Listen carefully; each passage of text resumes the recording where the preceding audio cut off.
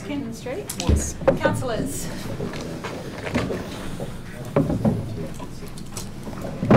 May we, the Council of the Town of Bassendean, being mindful of the Code of Conduct, have the integrity and wisdom to consider the matters before us honestly, graciously and for the greater good of the town. Thank you.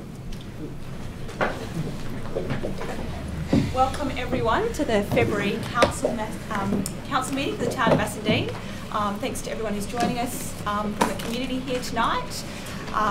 It's really important to us here for every time we meet to acknowledge the traditional owners of the land on which we meet, which are the Whadjuk people of the Noongar Nation, and to recognise how well they've looked after this land for many, many years, and it's our privilege to continue working alongside them in caring for this beautiful piece of Australia. Before we move on to item 2, which is the public question time, there's just been a couple of matters that have come up this week during the community, and I thought it'd be a good opportunity at the beginning of tonight's meeting to address them. So one of them is the works that have been going on down at the Ashfield Flats as part of the restoration works down there. And the second one is an issue around the Pickering Park boat ramp that has been temporarily closed. So, Mr Stewart-Dawkins, are you able to speak to both of those items just briefly for us before we commence the rest of the meeting? Yes, certainly. In regards to the... Is that on? In regards to the Pickering boat ramp, due to there's been some seasonally high tides and low tides, and as a result of that, the low tides have eroded underneath the existing boat ramp, and in effect there's a very large drop-off for when boats are being lowered into the water, and it's causing some problems for boat owners, and it's also from that point of perspective it's a safety issue as well. And so we have temporarily closed that boat ramp. Last week we sought some quotes from a contractor to go in there and undertake some remedial works to that ramp, and we are expecting the quotes to be returned to the town later this week, and so then we can look at undertaking some remedial work to that area. Okay, so just to confirm that there's no substance to the rumour that we're closing it permanently. We are just temporarily closing it because of the safety issue, and we reopened as soon as we're able to get it repaired. That's correct. And in regards to the Ashfield Reserve, as Council would be aware, Ashfield Flats is owned by the West Australian Planning Commission and managed by the Department of Planning, Lands and Heritage. And there was some consultation undertaken last year. The town undertook the consultation on behalf of the department and provided that feedback to the department. And there was proposals to undertake a hydrological study of the site and to look at protection of the Bush Forever site, which is critical. There was aspects to do with fencing, and subsequent to that, Council received a report from the department and made some recommendations or requests to the Department of Planning, Lands and Heritage, and they have subsequently received a letter from the town. But just this week they have commenced some works down at Ashfield Flats, and that's the installation of a temporary fence. The department has indicated that the path which is there won't be obstructed. However, they are installing the fence to take advantage of funds that have been allocated to them by the state government.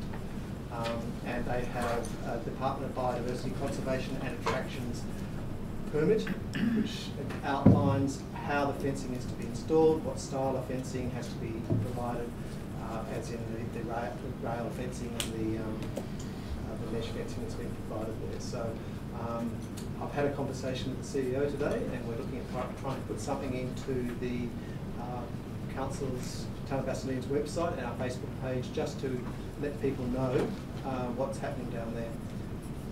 So thank you. I guess as part of that communication with that department, it would be really good if we could reiterate that communication 2 ways is really important, because it would have been ideal if they had let us know in advance that the works was happening. So maybe that's something that we can include in our communication. Yes. Okay. Yeah. Thank you. Thank you very much for that. Okay, so now we move on to item 2 on the agenda, which is public question time. So in a moment I'll invite anyone who'd like to ask a question to come forward, but before we do I just wanted to bring everyone's attention to the fact that our meetings are recorded and they're live streamed, so they're uploaded to the internet, so just so that people are aware of that. If you would like to ask a question, can I just ask that you raise your hand and I'll invite you to come forward. So is there anybody who has any questions? Ms Jacobson. Hello, Nonnie Jacobson, Barton Parade, Bassendean. I've got a question actually regarding what Mr Stuart Dawkins was just talking about with the Pickering Park boat ramp. Yeah, I don't think you're on there. I don't think it's... I think the microphones are on. The power outage.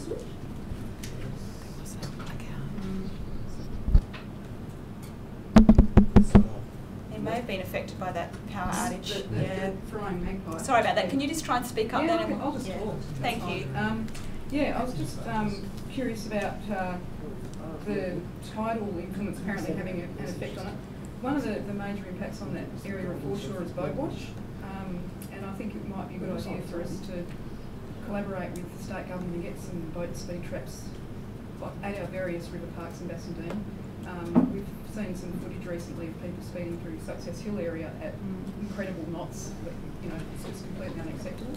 And we've got some really good vantage points to actually be filming these people and finding them and educating them so they don't continue to behave like that and destroy the river shore assets that we have in this town. Yeah. Before you move on to your next point, it's a really good point, and Council has a current resolution in relation to communicating on that particular issue. Have we had any response to that communication? We did. The council did actually resolve to request the WAPC and the Department of Transport to actually consider putting in speed cameras for boats on the Swan River, and the letter was written December, I think it was, but we haven't had any response to that letter at this stage. And Councillor Hamilton's recently shared on social media the contact details for where people can actually send footage, photographs and rego numbers and so on. Would it be possible to have just an additional bit of signage down at our river parks actually advising people that they can do that? Because virtually everyone has a phone on them when they're walking their dog or whatever, and eyes on the street and the river is the cheapest way to do it. Yeah, that's a good idea. I'm not sure whether we've communicated it recently on our in town Facebook and so on. It might be something that we could could actually do it on site so people see. Yeah, I'm talking about in addition to signage on site, just as many modes of communication as we can. I'll have a look at that tomorrow in regards to. I do recall we've done it at least twice. I think through Facebook, but we can follow that up again. Thank you. I just had a question about temporary fencing at Ashfield Reserve. What is the expected duration of that temporary fence? So I believe. Oh, sorry. Yes, sorry, just through the chair. According to the email which we've received this week, they're indicating it's somewhere between 3 to 5 years to assist with the restoration work. So I assume that they will evaluate it at the end of that time to see whether the fencing requires to be there longer or whether they can remove it. What was the expected duration of the temporary fence at Pickering Park? At where, sir? Pickering Park. The temporary fence there, which has been there for at least 15 years. I'm not sure exactly that length of time. Of course, there has been a level of success with some of the foreshore treatment. However, with the foreshore vegetation work, but I'd have to have a look at that. Yeah, it'd be interesting to know whether there is a plan to actually remove that at some stage. We have had a number of issues with people trampling, of course, over the vegetation, so there's an advantage. I think that the most damage was caused to vegetation by the vehicles that were used to actually put the rocks along the foreshore. Most of the mature trees actually died not long after those works were undertaken. And just with regards to the Pickering Park boat ramp, is there an ongoing maintenance program expected to occur with that so that it can be inspected and looked after the remedial work has been done? Yes, we do have an auditing program of our jetties and our boardwalks and yep. And my only other question is this new sign at Pickering Park which depicts the car park area and all sorts of things. It's a bit vague as to what areas are dog on lead and dog off lead, and it might be good if that can be clarified a little bit on that signage. The signage also doesn't depict a boat ramp at all, and also depicts a thus far non-existent fishing jetty. There was one there a couple of decades ago, but there currently isn't one there. So I'm just curious, is there a plan to install a fishing jetty? Yeah, funnily enough, that image was forwarded to me today. I think it's obviously an obsolete plan, because, like you said, the jetty was removed a number. It was an old scale jetty. It was removed a number of years ago. So, and there's no intention of putting a new jetty back there. Oh, it'd be good if we could have one. But Thank you. Is there anyone else who would like to ask a question? Yes. Hi, I'm Elizabeth Richardson from 34A Broadway. I just wanted to touch base with the cycle access path that's going on. So at the moment there's a lot of talk in the community that if we take the cycle path now, we won't be able to plant trees in the future, and then if we don't take the cycle path, we can go and plant the trees. My worry is that if we turn down the cycle path now, are we actually going to get the money and the funding and do the trees? Is it going to take 5 years, 10 years, 20 years? How long is it going to take, and is it going to happen? Because people do want trees, but we also sort of want the cycle path, and I just worry that we're going to end up with nothing, basically. So kind of just figuring out where we lie with that.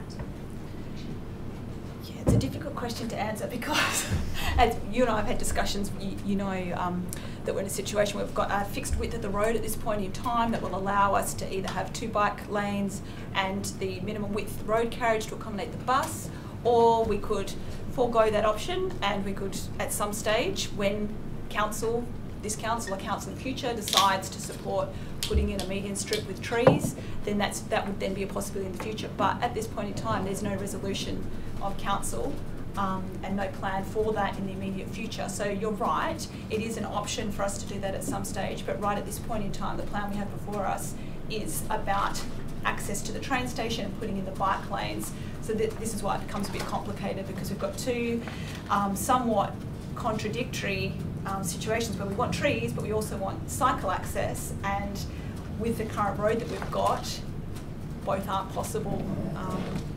I don't know, do you have anything that you would like to add to that? Look, it's obviously there's going to be some debate this evening with council in regards to the options that are on the table. So maybe listen to the debate and then we'll find out where we're going to go. Yeah. And I guess your purpose of standing up is to raise your concern about whether something happens in that location or not. Is that? Yeah, we definitely need something. It's a very fast street, and I'm hearing hoons and things all day long. So something's better than nothing, and there are a lot of people walking down there. So you sort of see the best of both sides. It's just I don't want to end up with nothing. And I know council budgets get planned a long time out, and money has to come from somewhere, and just making sure that if it was turned down, that it's 100% going to happen. Because especially after getting all the residents involved, we want to see that something happens. Otherwise, it's a bit tricky that we've put our effort into it and then we've kind of lost out on both. Whereas there's a lot of people for the cycle path as well. So it's a tricky one, but just making sure it's going to happen. Something's going to happen. So. Yeah. It's a tricky one for us too. So yeah, no, thank you for coming along and sharing your thoughts. Mr. Bridges? I need to stand out that. Paul Bridges, 150 West Road, Bassendean. 2 questions. One to do with the sign which everybody's felt a bit awkward about at Pickering Park and in Darling Park. Not only does it have the jetty in there, but it's quite confusing about what the boat ramp is, because there's a squiggly line and the car park's gone, and there is an access to the river, but it doesn't look like it's a boat ramp, which could explain some of the confusion. Mind you, I had nothing to do with the social media that was put out on that, just for people's instance. But equally, in the middle of the park there's 8 houses, and that's all put up as parkland. Now, my question is, are you planning to rectify that by replacing the signs, or are we going to live with the signs that are there? Firstly, I suppose a resident's apology. I think what happened was when it was identified that the jetty, the boat ramp was a hazard, staff were trying to close the boat ramp and put a sign up there to advise residents. So I don't think there was probably, they didn't recognise... Sorry, I think there's some confusion. So you're talking about the sign that's got area map, yeah, and yeah. the one that I sent you today. Yes, that you- And you're talking about the sign that says that the boat ramp's now temporarily Yes, closed. there's a sign. There's another sign there. So look, the mayor's forward that on to me, and we'll follow it up tomorrow. Thank you. But, sorry, that doesn't answer my question. Is the intention to replace or correct the signs that are the overall dimensions of the park, which don't show the residential area in the middle, which show a fishing jetty which isn't there, and you know, distort the boat ramp? I think, as you've indicated, the plan is obsolete, so probably would be prudent for it to be removed. Right, so it's It's a brand new sign. Yeah, it's a brand new sign. So, Nobody's answering my question. No, but Is it the he's intention to apologised. replace? I think what he's apologised that the signage is inaccurate, and he's given an assurance that tomorrow he will follow it up.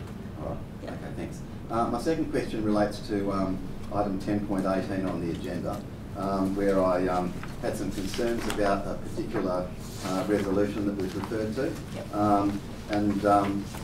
So I put that out to all the councillors and to the CEO. And I notice on the table here the amended version. It still has what I consider the incorrect council resolution. Now I'm referring to it's 10.18.1, where it says council revokes the adopted street tree master plan, which I heartily support. I strongly support that.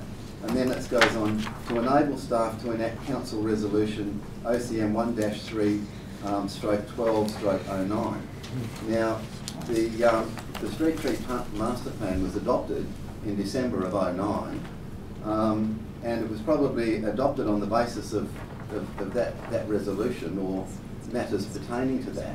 So it seems a bit strange that council refers to revoking the plan so that council can enact the motion. I completely understand where you're coming from, because when we read this, we identified that there was an issue with it as well. So I think it's in error, and the version that you have in front of you has corrected the motion in point 2. Yes. But you're correct. I think in point 1 as well, the council resolution that we want to enact is the recent one that identifies 70% canopy cover and the kind of trees that we want to plant in order to achieve that. So the broad canopy, resistant to disease, don't drop boughs and those kind of things. Is that your understanding as well? Yeah. Well, yes, Yeah. yes. But because until now I never knew which resolution it was actually referring to, I was a bit confused. Now, when I pointed this out to Councillor Wilson in the foyer, he said that part of the motion wasn't moved by the committee and has been since added. Now, can I have somebody, and because we can't search that far back, can somebody email me a copy of that particular resolution? The one from 09? Yes. Yep. Thank you. Definitely. Councillor Wilson's just flagged that he's intending to move an amendment to that motion anyway. Okay, are there any further questions? Okay, and are there any people that want to make any statements on particular agenda items? Ms Jacobson?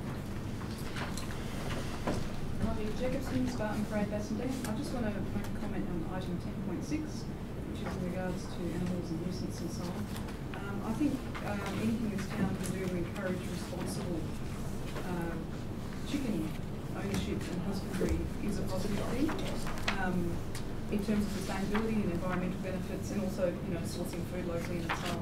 Most people who keep chickens in suburban yards keep them like pets and look after them quite well.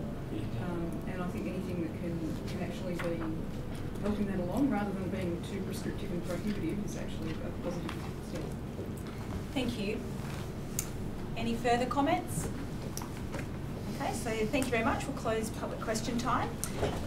Moving on to item 3, attendances, apologies and applications for leave. Councillor Nickerchip? Yep.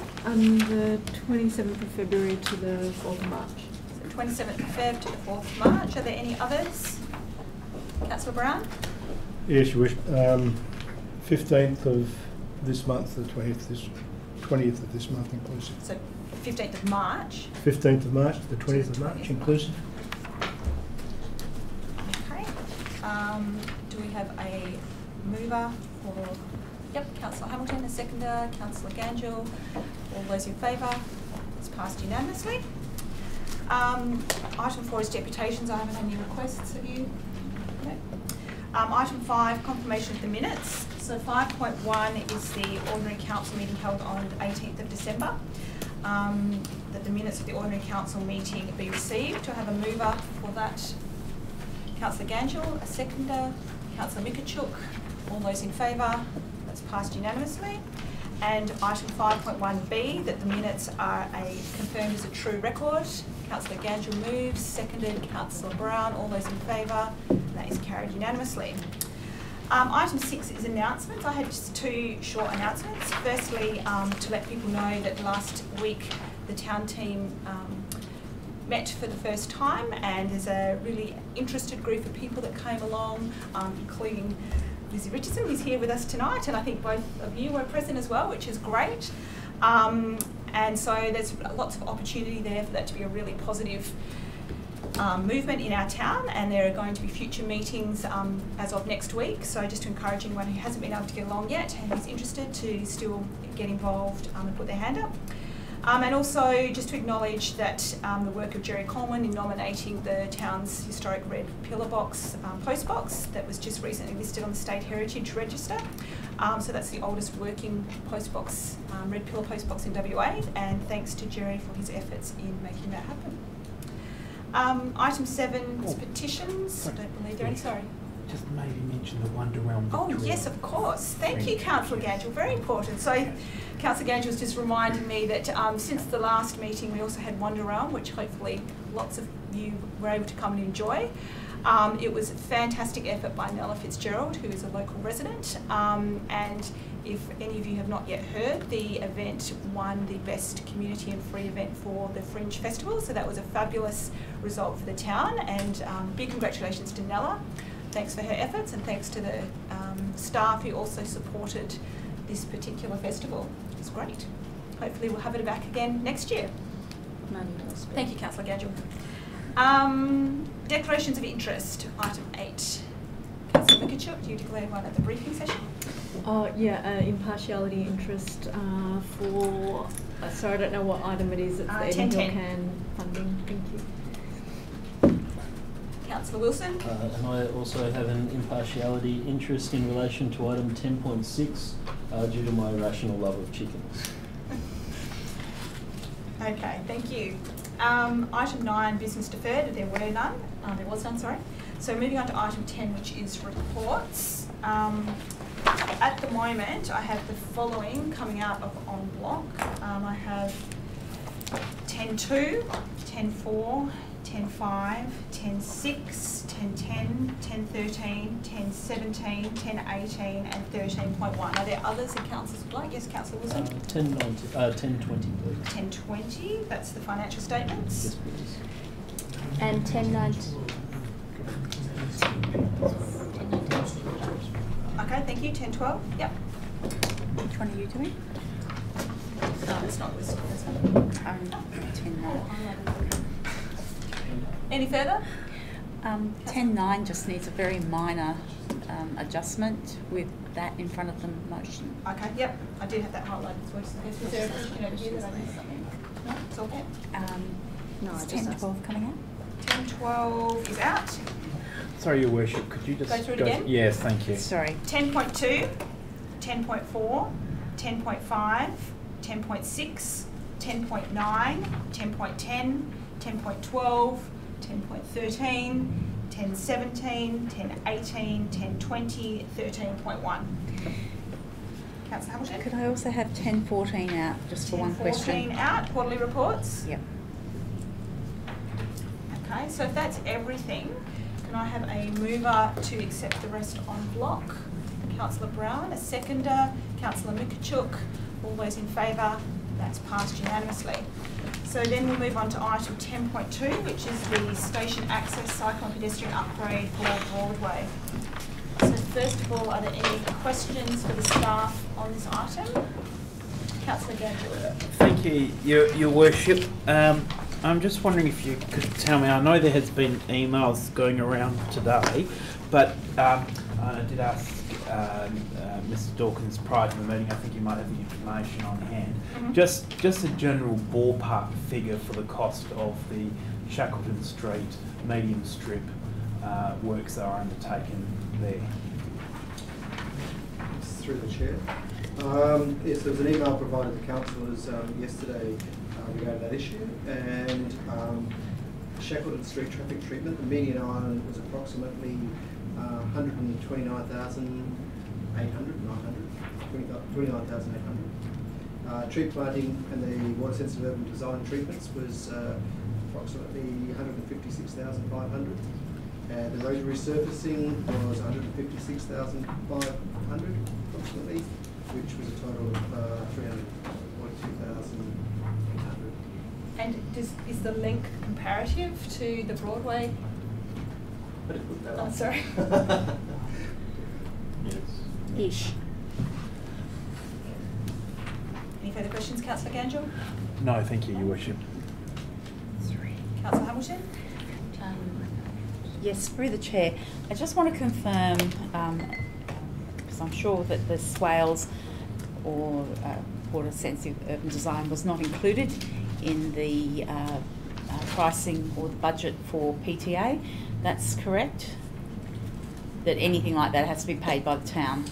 Yes, so the landscape elements, everything, the recent correspondence which has been provided to councillors this evening, there's a letter and an email provided to councillors.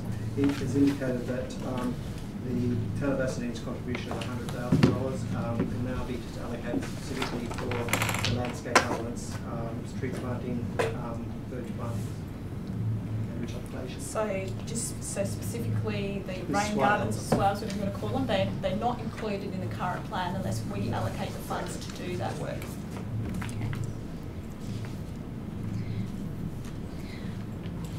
I just wanted to advise the chair that I do have an alternative or an amendment. Sure. I think it's more an alternative. Okay, so does everybody have a copy of Councillor Hamilton's?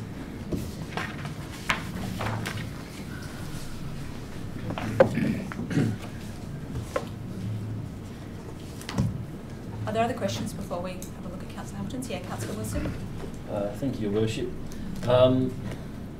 So when this project was first raised with us, we were told that it would be in the ballpark of $500,000 and that the town would be required to contribute $100,000.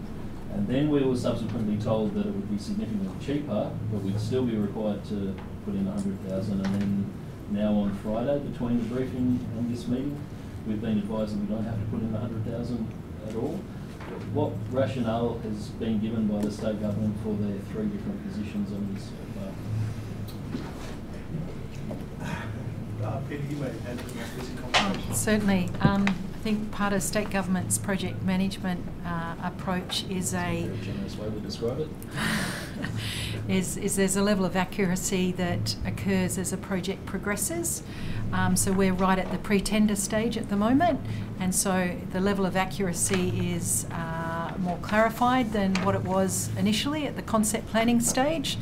I had a discussion with PTA on Friday with regards to the $100,000 that the town was going to contribute, and essentially negotiated that we could take that money off the table and they would pay for the construction of the bike path as it currently stands. So the $100,000 is something we may wish to consider towards landscaping if that's considered a priority. Just a subsequent question too, which is more for the public record than anything else because it relates to matters that have arisen during discussion outside of the meeting. Can staff confirm that within the existing curb width of the road there is room for only cycleway or medium strip painting but not both, and explain why that's the case? Yes, so prior to this project commencing, there was a desire to try and provide a shade canopy over the road surface, and that was the initial intent. As the concept planning process and detailed designing process continued or was being undertaken, undertaken, it was identified what the carriageway requirement was for a bus route, and then of course the lane width for a cycling route.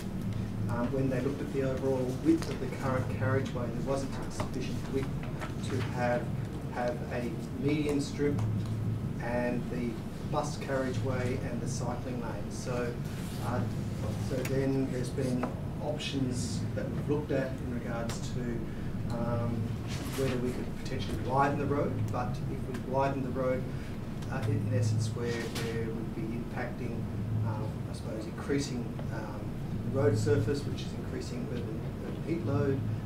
So there's a number of factors which we would need to take into consideration. Obviously that is feasible, but that would be that would be fully at the town of Bassendean's cost to widen the road and to put in the median strip and any associated works with that road.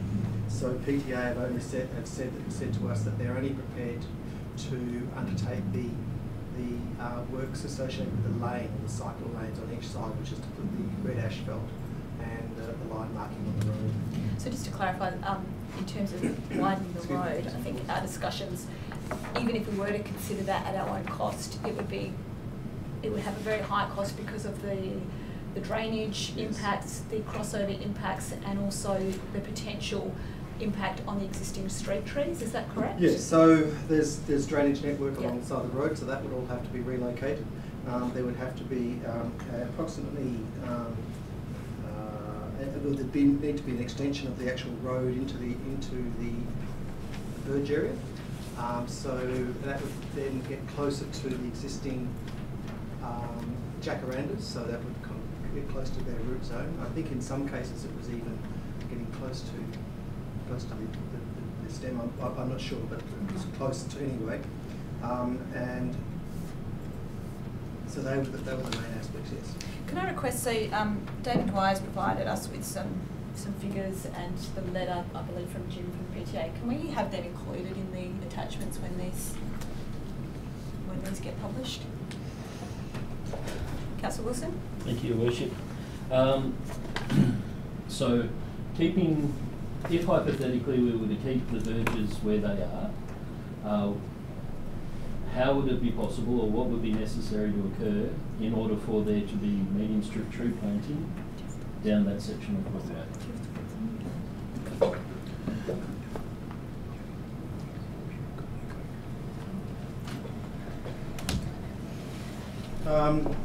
The information which you have in front of you provides the recommended width for a median strip, which is at 1.8 metres wide, and the reason why that's recommended through POS roads is that it provides a refuge for pedestrians and for people with prams, that when they're crossing from one side of the road to the other, that they have a space to as what they call refuge. So I suppose potentially council could narrow that median strip below the Australian standards. That's a possibility. But there hasn't been any detailed designs done to confirm that that's possible. Sorry, so the information that you provided earlier, which said that there wouldn't be room for both cycleway and a median strip painting, was that based on the median strip being 1.8 metres wide?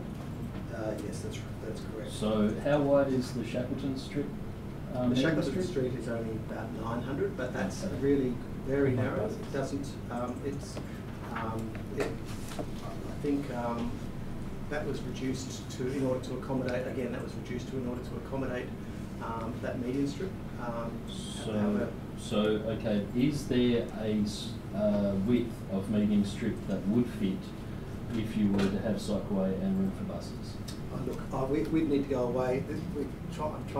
I think you're wanting me to try and give a decision here that would be.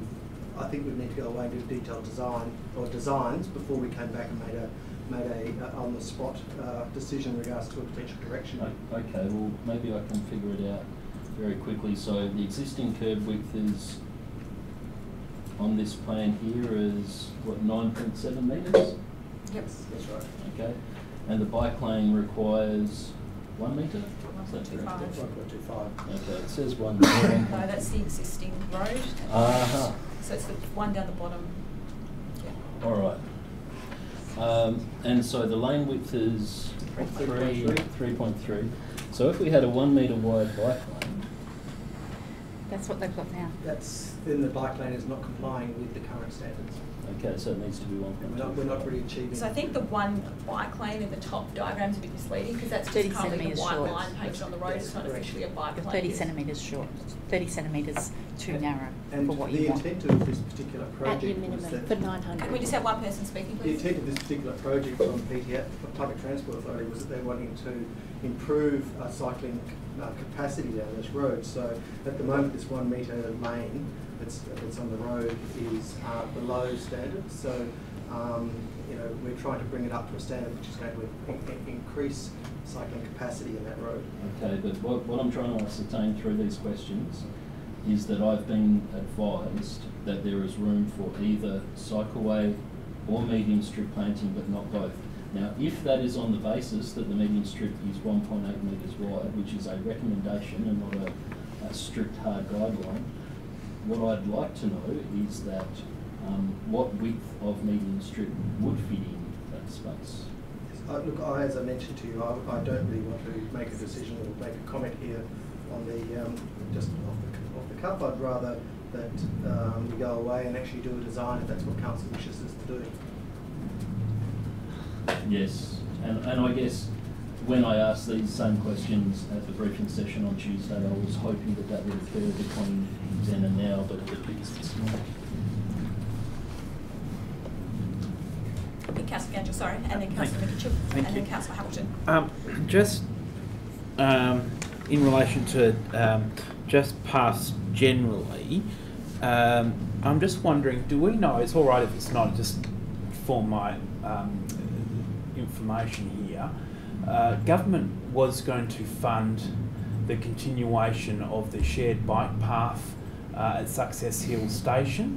Do we know where that is at, or if that's actually occurring, or what's happened there? We did receive an email, which is a kind of a generic email sent out to people who participated in a walkthrough before Christmas. And the email from the Department of Transport indicated that they were reviewing the feedback received and options that are available to them. But it was quite a generic email, so it didn't really give us any clear indication. Okay. So, Councillor Gangel, my understanding is that they're looking at 3 different options now, and they're preparing the diagrams, and the intention is to bring them back With no to the time community. frame. Pardon? With no time frame at this stage. No. Yeah, and just it should be fairly soon, though, from what they've said. And just quickly, just the other one, just with in relation to cycle paths in the town, the Whitfield Street project. Can I just get it, if anybody knows an update where the Whitfield Street project's at? We're finalising the detailed designs for that project, and once they're completed, we'll be looking at going out to tender process. And just one very quick additional question there. Just refresh my memory on the allocated funding that we'll propose to get for that. Do we know? Just a rough ballpark? 550. Okay, thank you. Thank you. Councillor Mitchell. Yeah, this maybe more relates to potentially the foreshadowed motion, but I'm just not clear if the PTA's proposal is just to look at bike lanes rather than on landscaping. Just trying to understand and maybe this is a question for Councillor Hamilton, I just don't know where it's going to fit into tonight's discussion, or if there'll be the opportunity to ask for questions on the foreshadowed motion before we vote on the original one. But I'm just trying to understand, and I guess this is just not being able to fully have a look at this much more than it being on the table now, just understanding the additions regarding tree retention and the different measures in place to protect trees, and how what the PTA proposes may mean that's under threat. So the current plans don't propose removing any trees, and my understanding of Councillor Hamilton's foreshadowed motion is just to ensure that that is clearly documented, that it's not, we're not supportive of any trees being impacted or removed if this project is to go ahead. Is that an accurate reflection? I just was unsure whether I'd missed something that was being proposed that maybe I wasn't across. And I guess I'm just wondering in regards to the swales that they were to be at our costs, and the proposition that we may not proceed with them. Just trying to understand the rationale for that. Through the chair again. The swales was something that council had previously. Sorry, actually, water sensitive urban design was something that our council has previously indicated they wished for us to consider whenever we're looking at roadworks.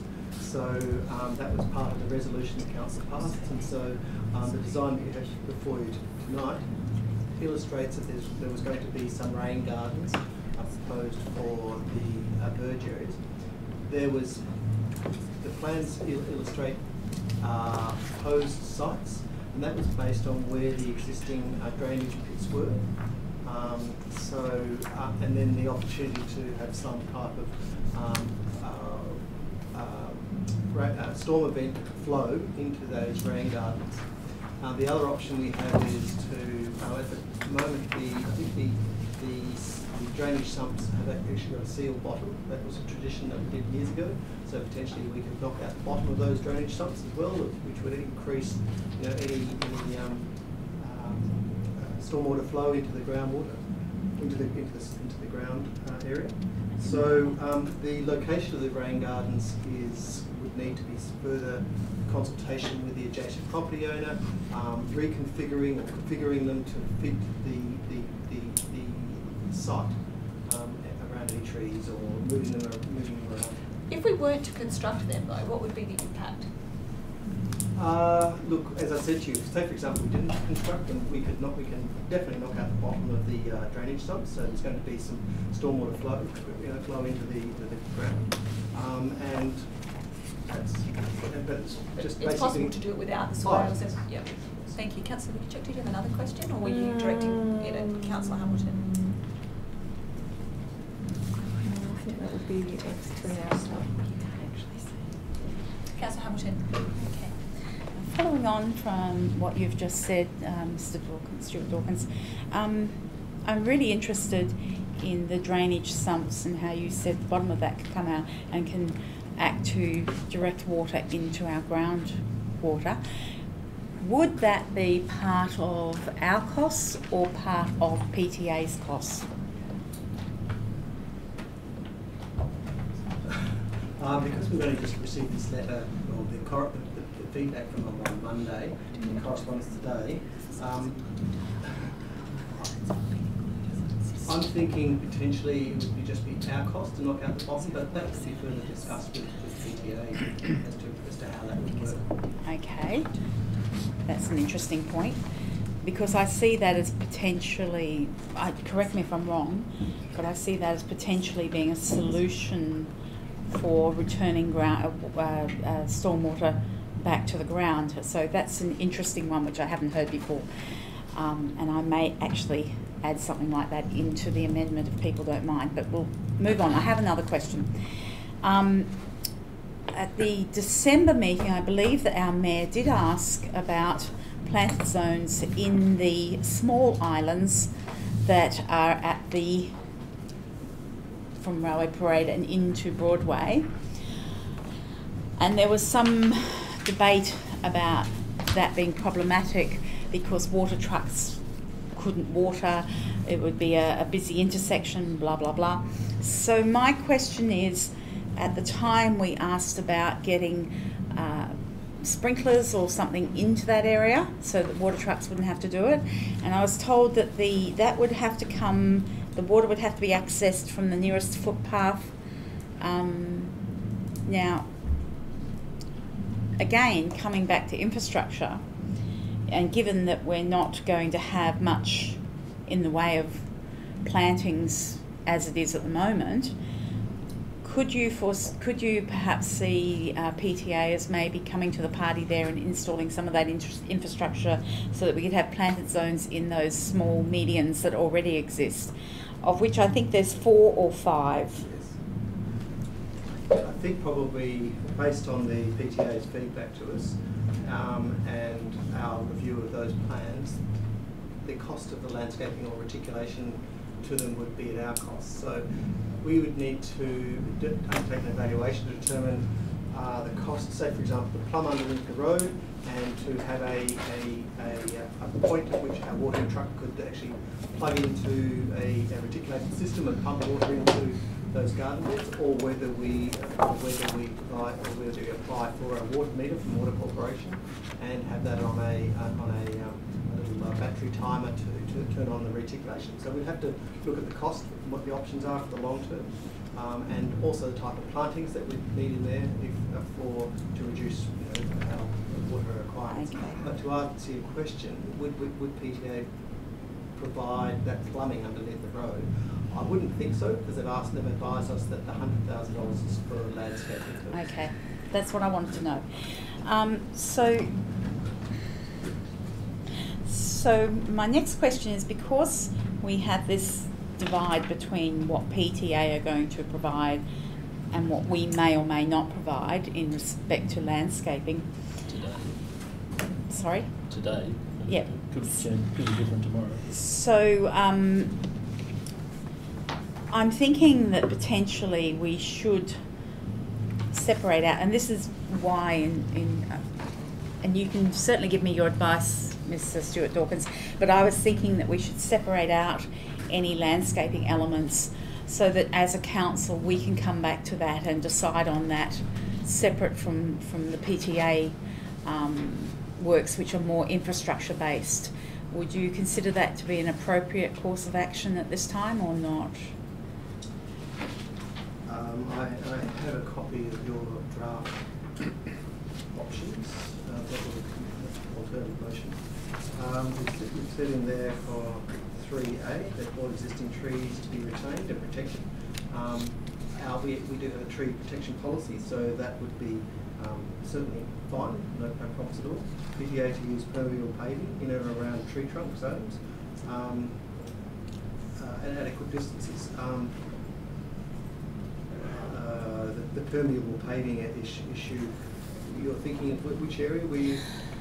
It's where the station is. There is a large London plane tree, and they've got a pathway that curves around that tree. And I suspect, although it's rather difficult to ascertain, I suspect that that is actually concrete, maybe. And I was hoping that around that tree they might do permeable, but I can't actually read the grid to know exactly what that pathway is made of. Yes, so it indicates on the plan it's amending existing. It looks like it's concrete. Existing, yes. So my question was whether it was potential, because that is literally the only tree that I think would be affected. I was asking if that little section that curves around the tree could possibly be permeable paving to allow the tree to have better health. So that's all I'm asking. It may not be potentially possible. Look, I think we can potentially ask if it's just that area. I think we can ask PTA in regards to that option. Okay. Okay. And do you want to ask that question? Provision of all infrastructure required to. You ask it. You know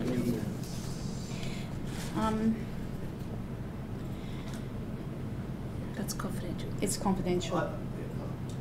Sorry. So, Councillor Hamilton, you can ask about It's a small amount, it doesn't matter. Okay. Are there further questions at this point? Councillor Wilson? Thank you, Your Worship. On the bottom of page 5, there's of the agenda. It describes the walkthrough that was conducted with Mayor, elected members, CEO, Engineering Coordinator, Public Transport Authority, that approximately 20 people attended the walkthrough, and we are being advised that listening to the resident comments provided, overall feedback was positive for the project. Would you care to elaborate on what is meant by that?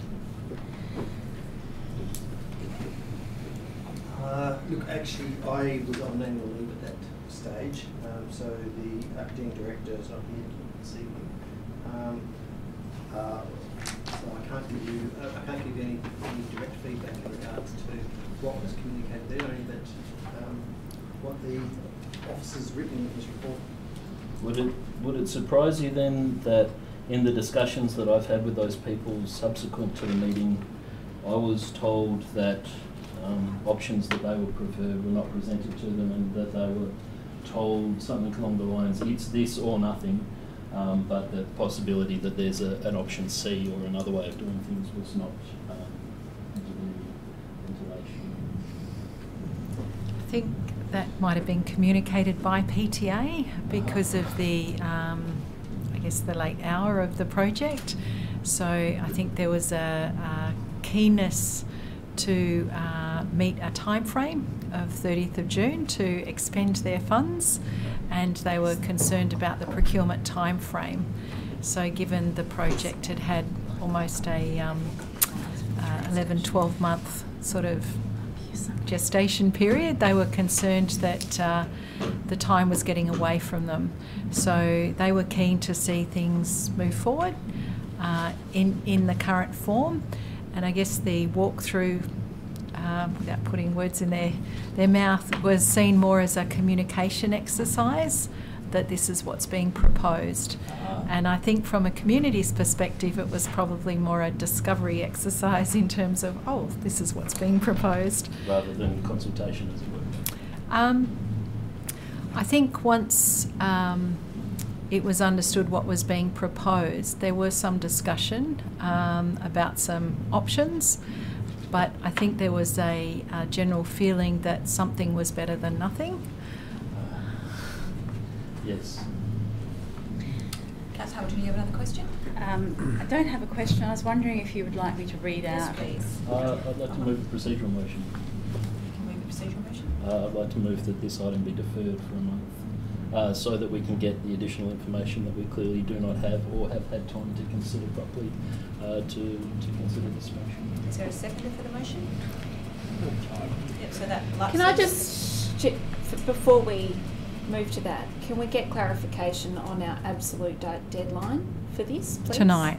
Tonight. So the project will be taken off the table. Okay, and what's the reasoning for tonight? Because of the time frame. So there's actually a procurement process that needs to occur, so a request for tender to actually undertake the work, and obviously to expend the funds by 30th of June. That's outrageous. So that was my discussion on Friday with PTA. Can I just, okay, so hold on a moment. We've had moved it deferral. I believe there was no seconder. Is that correct? Okay, so that lapses. Did you have a question, Councillor McKitchell? Yeah, in regards to the current officer recommendation, obviously that talks about committing to what the PTA has proposed. I note that it says about what the town can spend their money on. Is that an absolute commitment in regards to what we will choose to spend? I wouldn't believe so. No, yeah. that's entirely up to the town. Okay, so we still have an opportunity to nut that out beyond this evening. So really what we're talking about this evening is what PTA is proposing, whether we accept that as is or not. I would just like to point something out. So given your questions earlier on about the width of the road and what size median strip could be accommodated within the current road, if you have a look at the attachment, so page 32 of the attachments, there's a cross-section of the road. What's not shown on the diagram that we got provided with today is an additional 40 centimetre buffer between the bike lane and the vehicle lane. So that's probably what has impacted on the information that we've been provided, saying that there's not enough space for a median island. Potentially, who would know? Who would know? Councillor Brown. Listening to the CEO, it's still a work in progress. Up until Friday, we got a letter that made significant changes and alterations to it, with the movement of the $100,000. So some of those things that Councillor Wilson brought up, is there still an opportunity in this, if we agree tonight, to negotiate some of those changes? They seem to be fairly... So you're asking, can we investigate whether there is enough space on the road to accommodate a median island of some size? Well, they've shown that they're willing to be flexible. So if we agree tonight and we go back and highlight a couple of those concerns that Councillor Wilson has, we can still get the project done and dusted if we were to approach them with some of those ideas. That's what I'm saying. They'll stop being flexible once we agree. Well, Councillor Hamilton has a question. we've got an Yes. excellent negotiator. Anything can be negotiated. May I ask a question of the officers? Yes. Or the CEO, whoever. I did float an idea at the community meeting, but it didn't get a reception. So let me ask you this.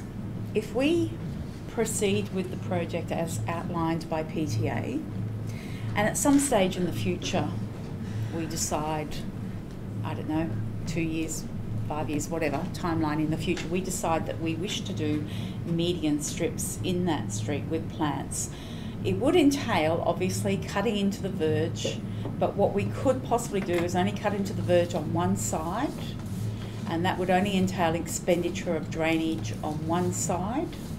But you're saying that the cost would be somewhat expensive. So my question to you is, if we proceed with this PTA plan, does it preclude us in the future at some stage from investigating and potentially at our own cost installing median strips with plantings and a bike lane that's moved in a bit? Yes? No? Yes, it's our road reserve. It's our road, so if council wished in the future to modify that road in any way, subject to Main Road Department approval in regards to the changes, yes, that's fine. So what you're saying is, can a median strip be put in there, and can we widen the road in the future? If council wish to do that in the future and allocate additional funding, yes, that's possible. Councillor Wilson? So it's been put to us verbally without anything in writing or any drawings to verify or substantiate what's being said, but for the sake of argument, let's assume that what we're being told is true. The need to move drainage works, is that predicated on there being a 1.8 metre wide median strip, or would a narrower median strip mean that drainage works were not required to be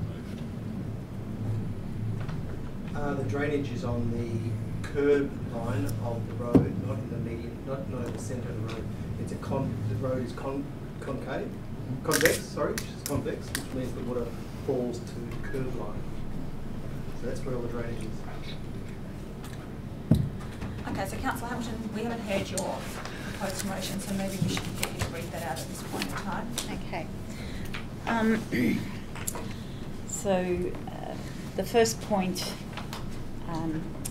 point 1, that Council notes the Perth Transport Authority advised that the town's $100,000 contribution towards the station access cycle and pedestrian upgrade Broadway project can be utilised for landscape and streetscaping based upon Council's requirements, and the Public Transport Authority will cover the cost of cycle and pedestrian and intersection upgrades. Point 2 notes the feedback from the Perth Transport Authority regarding opportunities for improving amenity and the planting of trees along the cycle route, including the possibility of medium planting, and that additional tree planting will need to be conducted by the town at the town's cost. I then deleted the last part of that from the because the medians are already in the plan, so I don't believe that that needs to be in there.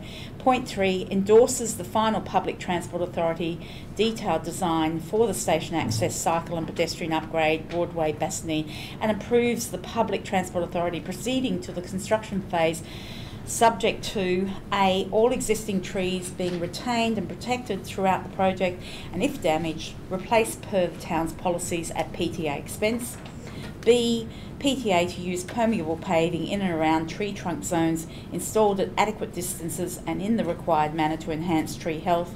C, provision of all infrastructure requirements to and at medians in the attached PTA plans within the project area that facilitates sprinkler or drip watered planting zones. I may consider deleting that given the advice from the officers.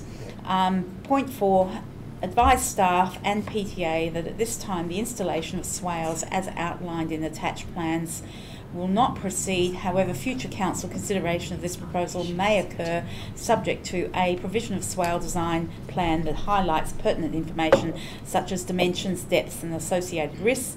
B, properties adjoining proposed swales being accurately identified and directly consulted by town staff, and C, that said consultation feedback be provided to council prior to any future decision being made, and D, that no existing trees be removed to facilitate the installation of swales.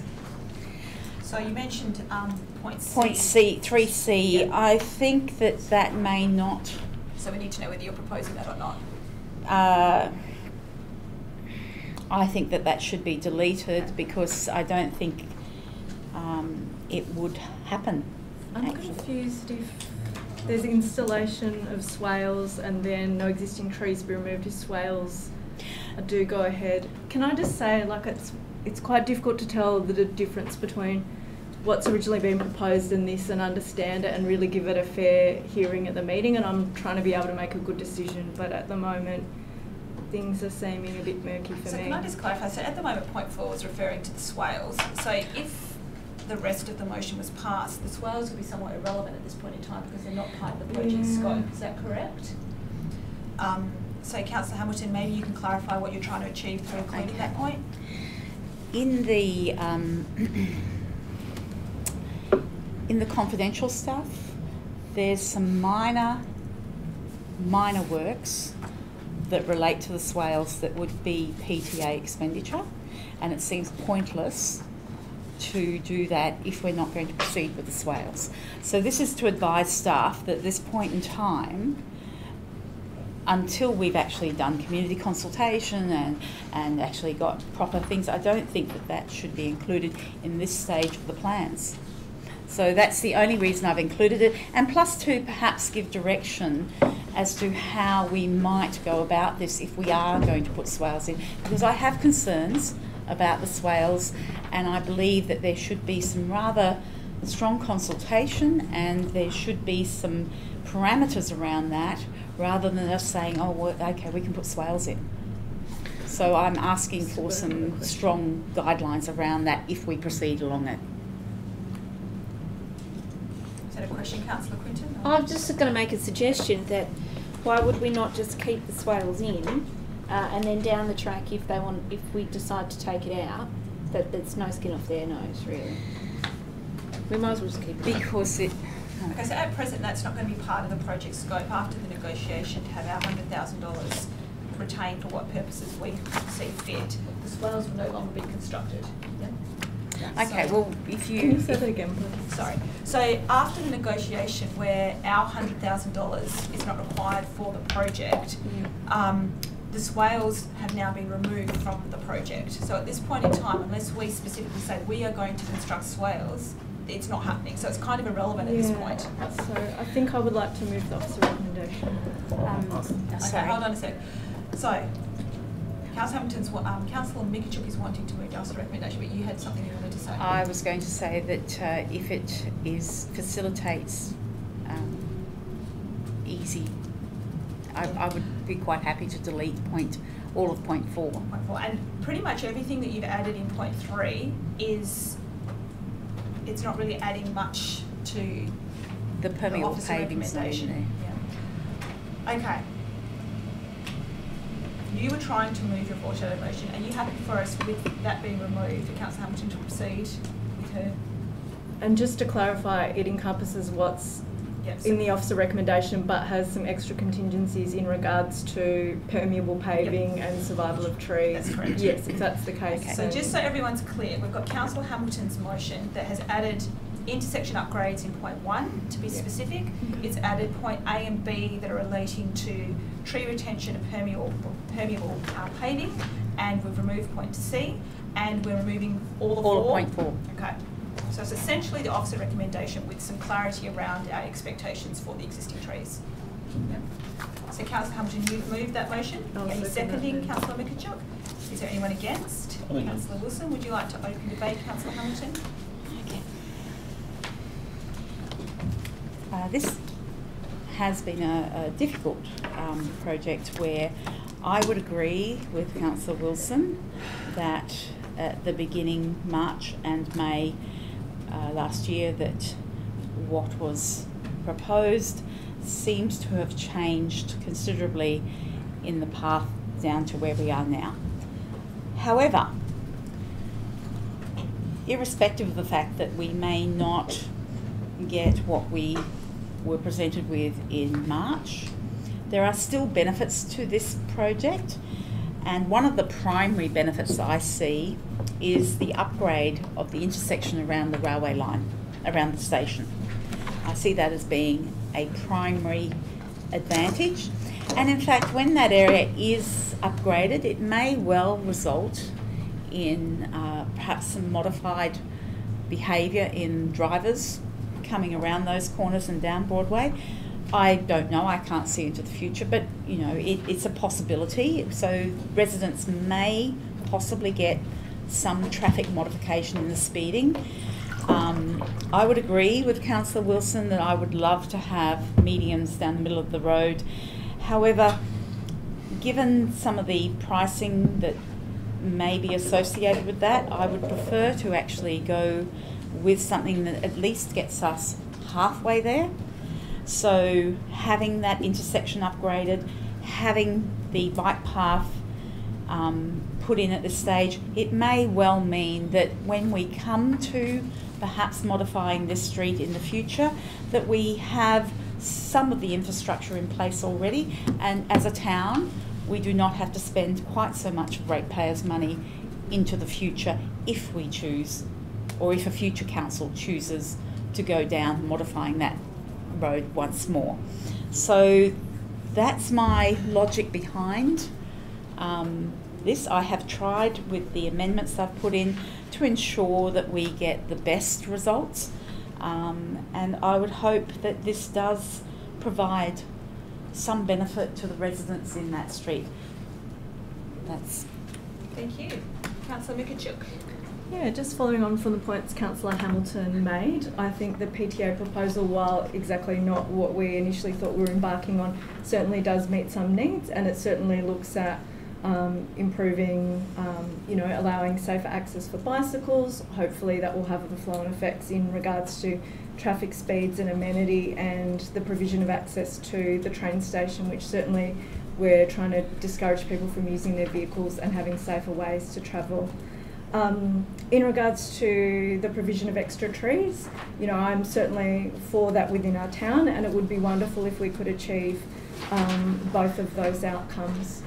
I think if we went ahead and declined the PTA's proposal this evening, there's no guarantee that there is commitment from council as a whole, or that Broadway would be a priority out of all the streets in our town, some of which don't have trees. Broadway has great verges, some wonderful tree assets, and certainly it'd be wonderful if we could have more, but I think there's, if we're considering where we're going to spend the town's money and which areas, there are some areas that are completely barren, we might want to consider that in good faith, apart from what the PTA is proposing, and where do we choose to do that as a council. And I feel like probably the proposal now is kind of rolling two into one, and I think we should look at tree canopy separate and which areas most need that in our town. Where could you walk now where there's no coverage at all, where there's no amenity, where there's no green, and we should give that due consideration. And I think that's really, really important. And again, I really take on board the comments made from the gallery today that there's no guarantee, should we turn down this proposal, that we are able to enact some greening of Broadway, even if some councillors are for that and others may want to consider other areas of the town. So, I think there's the potential that neither of those things would be achieved, and I think that's really important.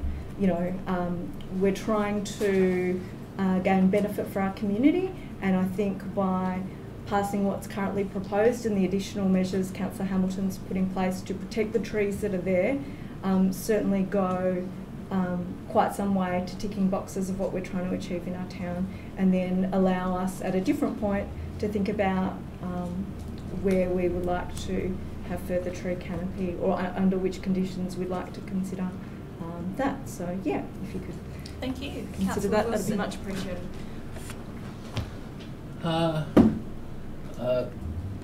Much like the residents on Broadway, either voting for or against this motion is not my preferred option. I want option C, right, which is not currently on the table. But unfortunately, given the constraints of our standing orders and the way debate works, the only option I have left is to say no to this motion, which is what I'm going to do now. I'll explain my reasoning. I read the staff report comments saying, listening to the residents' comments provided, overall feedback was positive for the project, and I found that somewhat hard to believe. So I took it upon myself to consult with the residents in Broadway who had formed a Facebook group around this project and to enter into discussion with this project. And I asked the question. I said, look, I've been told, and it turns out subsequently that maybe the advice was a little bit more flexible than I'd been initially given to believe, but I've been told that there's either room for a cycleway or trees, but not both. And I said, in a perfect world, in the situation in which your only choice is a cycleway or trees in the medium strip, which would you prefer? And 1, 2, 3, 4, 5, 6, 7 people of the 18 in the group took their time to respond to that. One of them, Paul, said, yeah, no, I want the cycleway rather than the trees. Thanks, Paul, I appreciate that.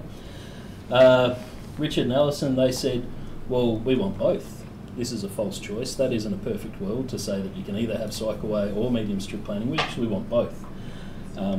We entered into some discussion to say that that would be a significantly more expensive project than the budget that's currently allocated.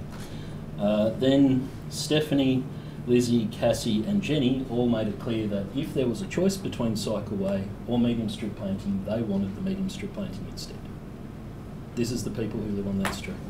I took the time to ask, and they gave me their feedback. I intend to honour that feedback by saying that I do not support this motion as it's currently put because I want something different. I want option C. I find it frustrating, I think is a charitable way to describe it, to have sought repeatedly assurances that there was room only for cycleway or medium strip, and then to find out a matter of hours before the meeting that, well, maybe there is, but the assumptions that we've used are that there's a 1.8 metre wide medium strip, which is double the width of the medium strip that we've just installed in Shackleton Street. So none of us are in a position to make a responsible decision on this motion because we haven't got the information before us. And if we think, or if we're being led to believe, or if we want to believe that there's some arbitrary timeline here, then I think that's false. I think there's more time than the government wants to make us think. And I know that's true because they've already You don't have much more time, so changed their position 3 times, including as recently as Friday. So no, I don't think it's responsible to accept this without the information that we all properly have before us to make a proper decision. And if given the choice between something, in this case, or nothing, then I want the nothing, because I want to have in the future the option to put medium strip planting in, which is what we as a council resolved Councillor Wilson, you need to wind up, please. a few meetings ago to do, which is to have 70% tree canopy cover in our streets. Okay, other speakers for the motion? Councillor Ganjel? Yes, thank you, Your Worship. Look, I didn't know prior to coming into here how I would look at this motion tonight. I just want to clarify just a point Councillor Wilson brings up. There was no option A or option B. It was always an option to look at putting a bike path through as part of a contribution by the state government. So there was no, you could have option A, which is a bike path, or you can have option B, which is a medium strip with plantings down it. So there was never actually option A and B available. It was always the bike path. Now, I am 3 from 3. When it comes to bike path infrastructure in this town. Strongly support the Whitfield bike path being implemented. Strongly support the Success Hill shared path. I don't cycle myself, but I actually walk the shared path regularly, and I walk along to Midland, and I believe it would be immensely enhance the area immensely along Success Hill. Should there be the bike path continued with lighting along it for safety of both pedestrians and cyclists in Success Hill. And of course now we have the Broadway proposal in front of us. What this does is effectively link a bike path to the train station. What we're looking to do is to look at alternative ways of travel other than transport. What we're looking at doing, and what we are doing, is implementing your move in Bassendean. We're asking the residents of this town to look at alternative ways. What will encourage them to actually use alternative forms of transport other than using their vehicles? How do we enhance the town better?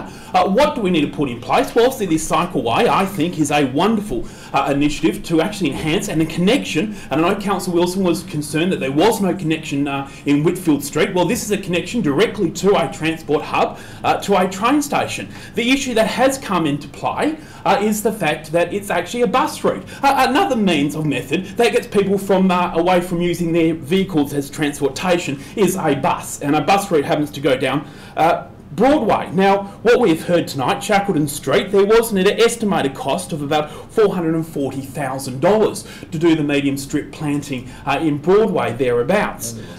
There was the $129,800, $156,500, $156,500 was the three figures we were given tonight for that project. So it's there around that mark.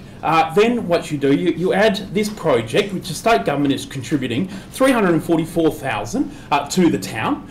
You've got a $500,000 proposal in Whitfield Street from the state government, so you're looking upwards of thereabouts the $900,000 mark, the million mark once you include, over the million mark once you include Success Hill Path Station. So I strongly support the town supporting these initiatives, to actually looking at alternatives and standing by the rhetoric that this council is very strongly about, and implementing alternative forms of transport. And this is solely on government funding, solely on funding coming directly from the state government to benefit the residents of this town, and future-proofing this town when we look at that area undoubtedly in the future for higher density. And there's already the provision there, and linking the street with a bike path into the train station. Thank you. Councillor Ganjul. Okay, speaker against. Bicycles can Speaker go on the for. road, don't you? Councillor Hamilton, would you like to close? Firstly, I would like to thank my fellow councillors for all endeavouring to get the very best that we can out of this for our residents. I think every single one of us have and do want to get the very best outcome. So that's quite obvious. Despite our differences, it's very obvious that we want to get a good outcome. It's unfortunate that we don't have a perfect outcome due to timelines and various other things. However, as explained to us tonight, taking this, if we like, as stage one, it does not preclude us in the future, or some future council in the future, to look at additional alterations or amendments or changes to the road, to Broadway. What it does do, it starts us off. It gets the ball rolling. And I believe that substantially a lot of this planning seems to be reasonable, and I have endeavoured to cover any potential problems as much as possible in my motion. But I do believe that this plan is reasonable, and it provides, at the very minimum, a great deal of station upgrade around that intersection, and it does provide lanes for bike travel to and from the station. This must be at least a good beginning, and what we build on that in the future really comes back to us as councillors. So I ask you all to support this. Thank you, Councillor Hamilton. Okay, so all those in favour? That's Councillor Ganjul, Mikachuk, Hamilton, Quinton, Brown and McLennan, and against Councillor Wilson, so that is carried. Thank you, everyone. And I'd just like to point out we're now moving to item 10.4, which is in relation to the call of notices of motion for the National General Assembly. And you'll note that one of the suggestions is that we advocate for there to be better communication between the state government and local government so that we can avoid these situations in future where we have a state government agenda and a local government agenda colliding somewhat, and to have those conversations a lot earlier so that we can try and come up with projects that more fully align with local objectives as well. So 10.4, are there any questions for the staff on this item? Councillor Quintin? Oh, I'm sorry, I should have asked this earlier. I did want to ask if there might be potential to give our preferred topic a bit of a test run through the East Metro Walga process, and if we might do that at the council level, move it up through the East Metro zone, and then also start some discussions with people around the country about this and start lobbying for this. The only reason I ask that is because I do note the disaster that's happening in Melbourne at the moment, where they're having to truck all their waste into landfill. And I heard a woman on the radio the other day talking about the very fact that we need to be reducing our waste as one of our priorities. So I'm just wondering, is that something that we should, as a council, consider on the road to the National Assembly? So that would require us amending the... I think timing is probably the challenge, and I'm not quite sure of the dates for the EMRC Council meeting. The Walga. Walga, East Metro Zone. Yeah. March 21st. 21st. So I don't think that they've closed nominations for that yet. I don't think so. So this paper is due on the 29th of March. So there would so if the Walga is on the 21st and the closing date for this is the 29th, there would potentially be time to. Right. Do we need to amend that then to? Why can't we just do both? Yeah, I think she's just adding it in as a resolution. Oh, I see. Yes, yeah. Is that correct, Councillor Hamilton? That's right. Quintin, sorry. Councillor Hamilton, did you have a question? Or? I actually did draft up an amendment to that motion, which is, I believe, the first motion was as what the CEO proposed, but the second one is somewhat similar, I think, to the vein that you're following, in that we should be trying to lobby federal government to reduce packaging, and so that is the gist of what I've put forward, and so I'm just flagging that with everybody. Councillor Gangel? Yes, thank you, Your Worship. I've actually got a question for Councillor Hamilton's alternative, if that's all right. I'm just wondering, in what reference, just when you talk about minimalisation laws or taxes to drive overall reduction in volumes of waste and recycling material, what taxes, who are you looking to tax? Okay, well, ultimately in the end, that's not a decision for us to make. All that this is asking is for the General Assembly to lobby federal government to come up with strategies to actually minimise packaging. Now, I thought very hard about this after the meeting. So we did talk about.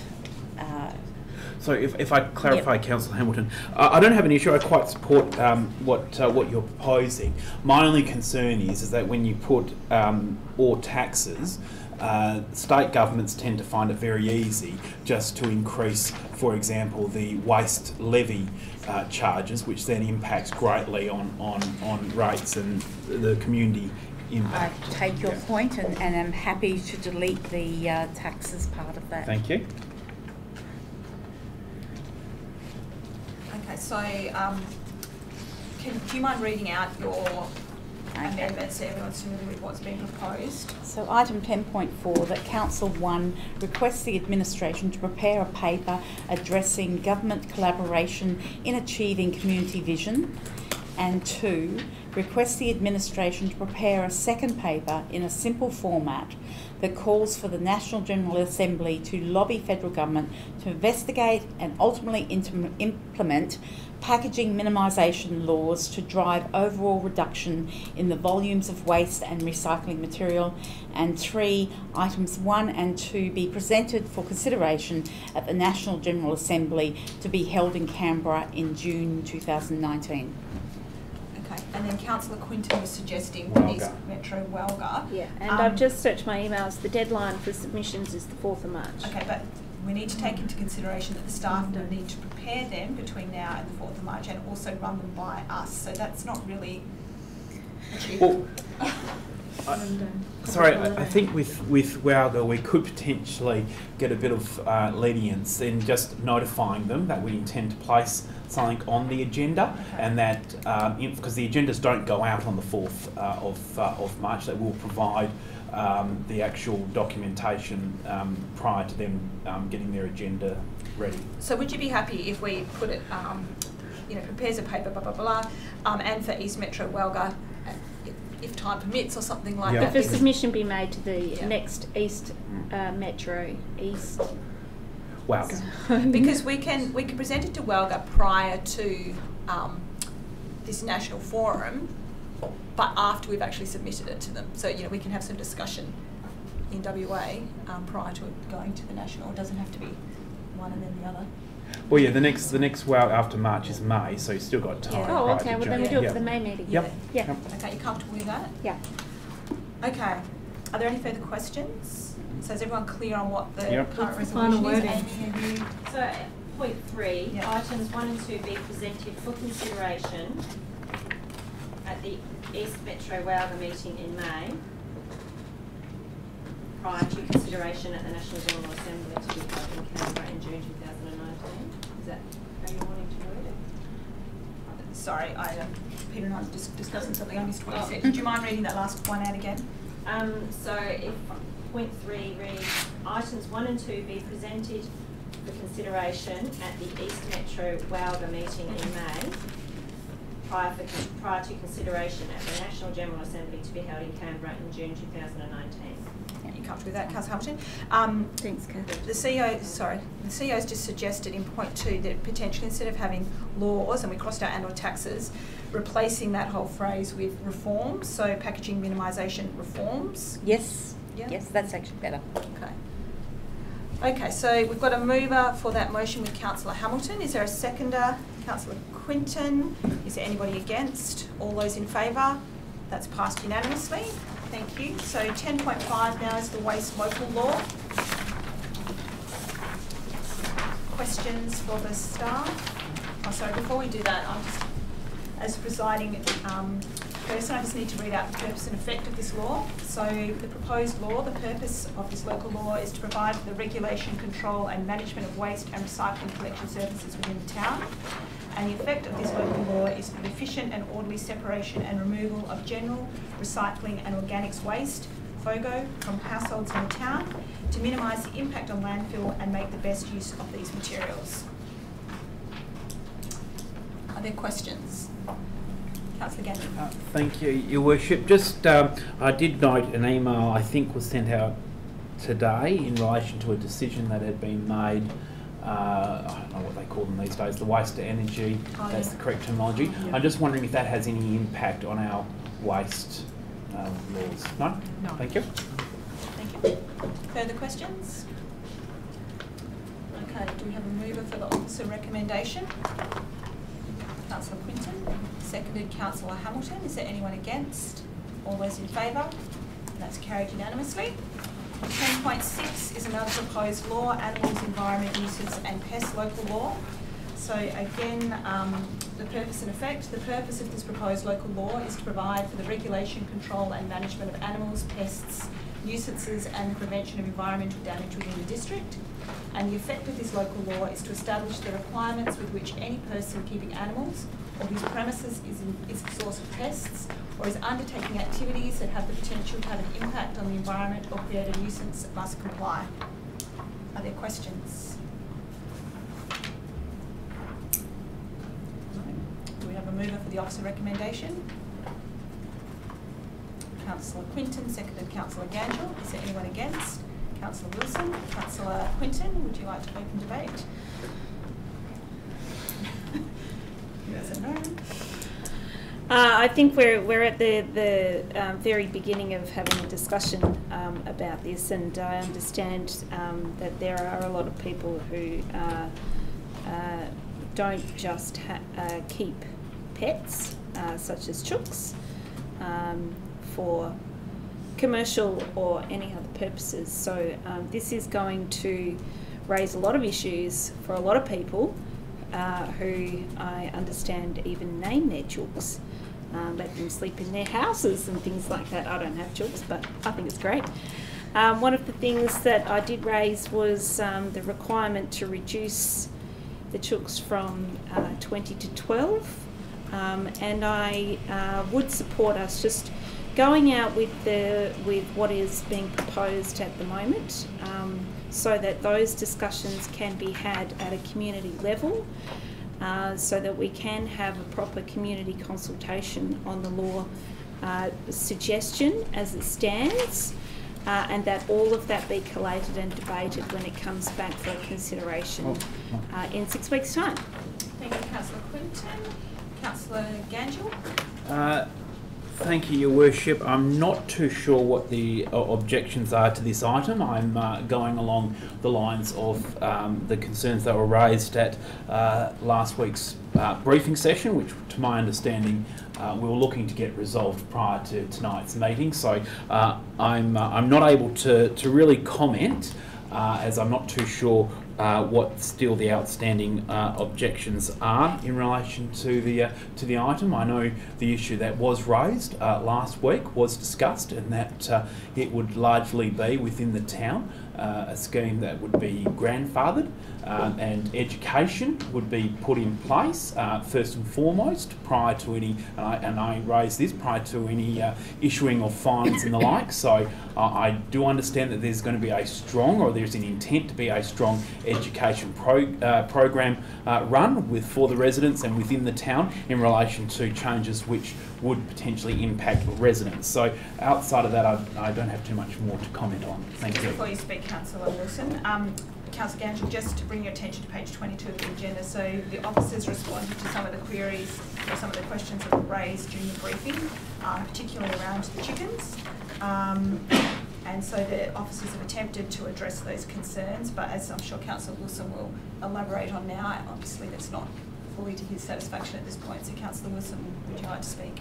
Thank you, Your Worship, and I apologise to Councillor Quinton and Councillor Gangel for having to get up and speak in favour of what would otherwise be a procedural motion, but unfortunately the standing orders are such that the only way that I can speak to an item is to oppose it, and I intend to vote for it. You are forgiven. Use the balance of my time to elaborate some of the issues.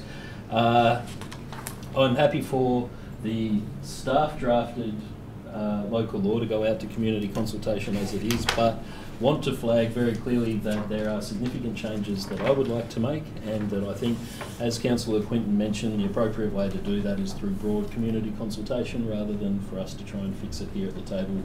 But some of the issues that I would like to canvass more broadly relate to block size. Now, the way that our chook laws are written at the moment, it is impossible for anyone to comply with them unless they have a quarter-acre block and larger with a very small house on that, given the distances away from the house that the chook pen has to be in, given the distances away from the fence that the chook pen has to be.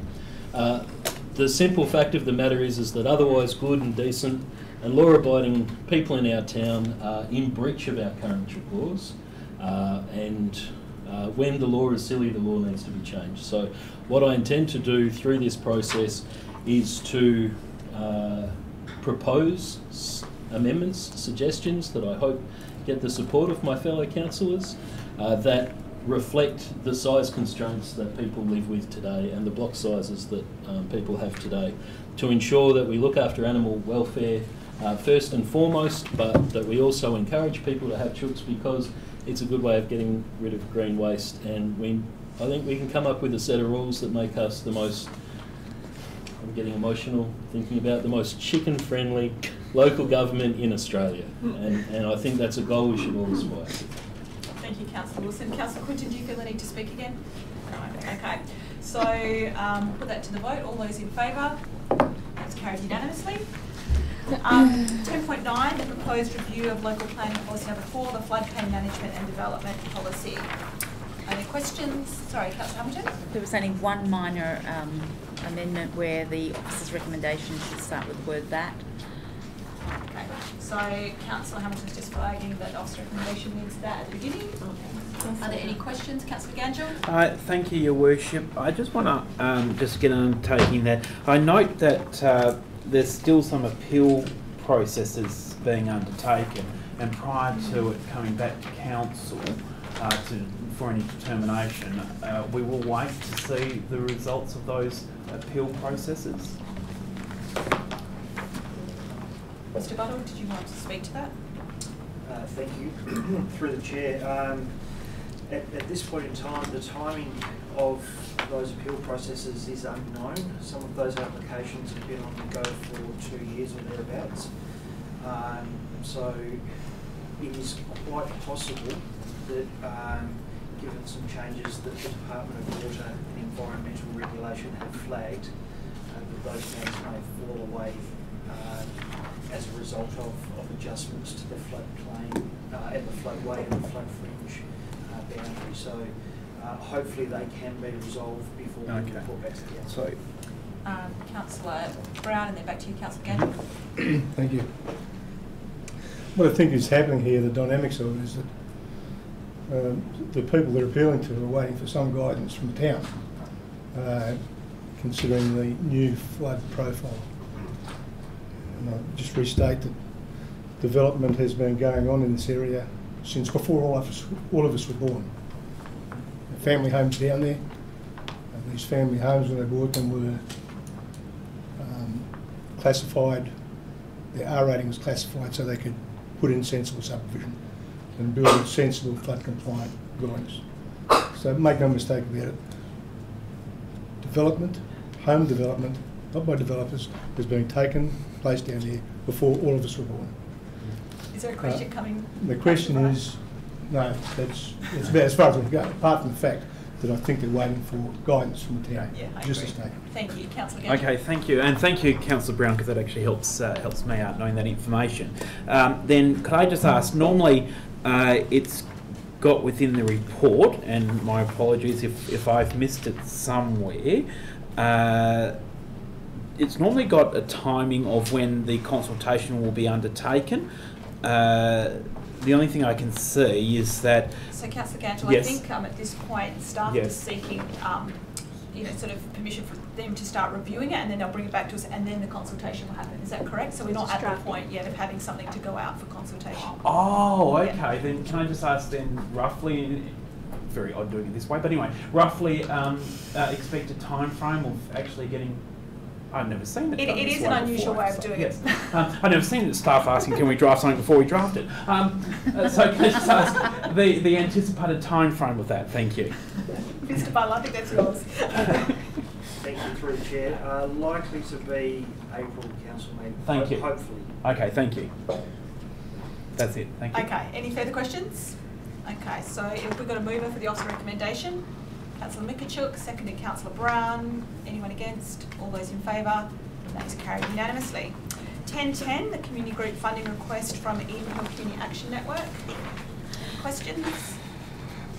We have a mover for the motion, Councillor Wilson, seconded Councillor Brown. Anyone against? All those in favour? Carried unanimously. 10.12, this appointment of community members for the working group. So you note that we were emailed an updated recommendation, which essentially has point 3 from the original recommendation removed.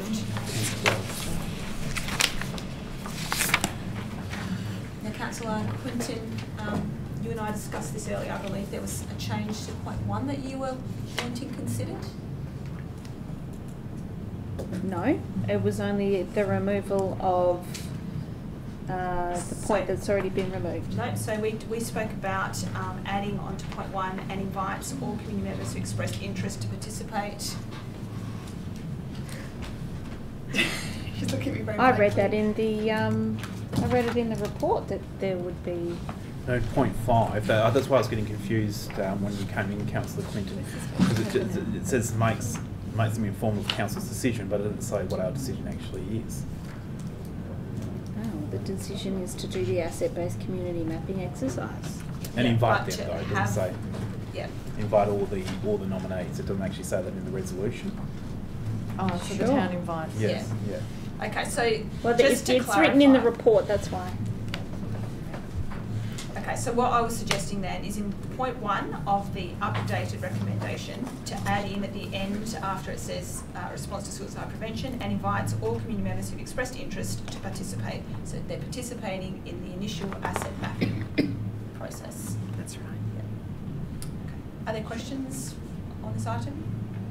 Do we have a mover with the amendment? So Councillor Quinton, seconded Councillor Mikachuk. All those in favour? Carried unanimously. How are you going, Amy? You're all okay? Yes, thank you. 10.13, the draft policy for the CEO annual performance review. So you remember that at the briefing session there was discussion around the number of councillors on the committee. And so the staff have given us 2 options now. One is that the original recommendation with 3 councillors, and then the alternative is that all councillors be included. I'm happy to move the alternative that all councillors be included. Okay, do we have a seconder? Councillor Hamilton. Anyone against? All those in favour? That's passed unanimously. 10.14 is the quarterly report. Councillor Hamilton, was it you that asked for that to come out of en bloc? Yep.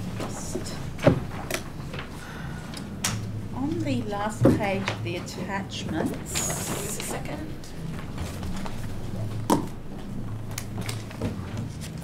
It's attachment 11. Oh, no, attachment 12, sorry. Attachment 12, isn't it? 12, yeah. Oh no, attachment 11. No, 12. Sorry? 12. Have I got the wrong one? It's 12. 12, yeah. Okay, hang on a minute. Quarterly report. I have questions if you want to get yourself together. Yes. I do just wanted to get, we have a bit of an update under 1.2.1, nature-based playground and Sandy Beach. We have an update for Mary Crescent, but we don't have an update for Sandy Beach. What has been the progress since October at least, please? Mr. Haggett? Thank you for the question. I spoke with the designer last week, and he assures me that an exciting concept design will be presented to the town next week. So either by the end of February or in the first week of March, he will be making a presentation to officers of a concept design. So can I ask what the process will be beyond that presentation to officers? We will certainly need to bring it to council. We would need to take it for public comment beyond that. So that would be the approach. I'm happy to look at extra links in the chain if we consider it appropriate. Councillor Hamilton, sorry. Councillor Hamilton and then back to Councillor Quinton. Apologies. I actually missed something on the previous item, which is attachment 11. The last page, the dates are incorrect. So this is for the draft policy? Or? Yes, so on attachment 11, the last page, I believe that the date for review is actually incorrect, and I just wanted to bring that to your attention because it's supposed to be 3 years. Oh, okay, for the policy itself. Yeah. I see what you mean. Sorry, it completely passed me. Thank you.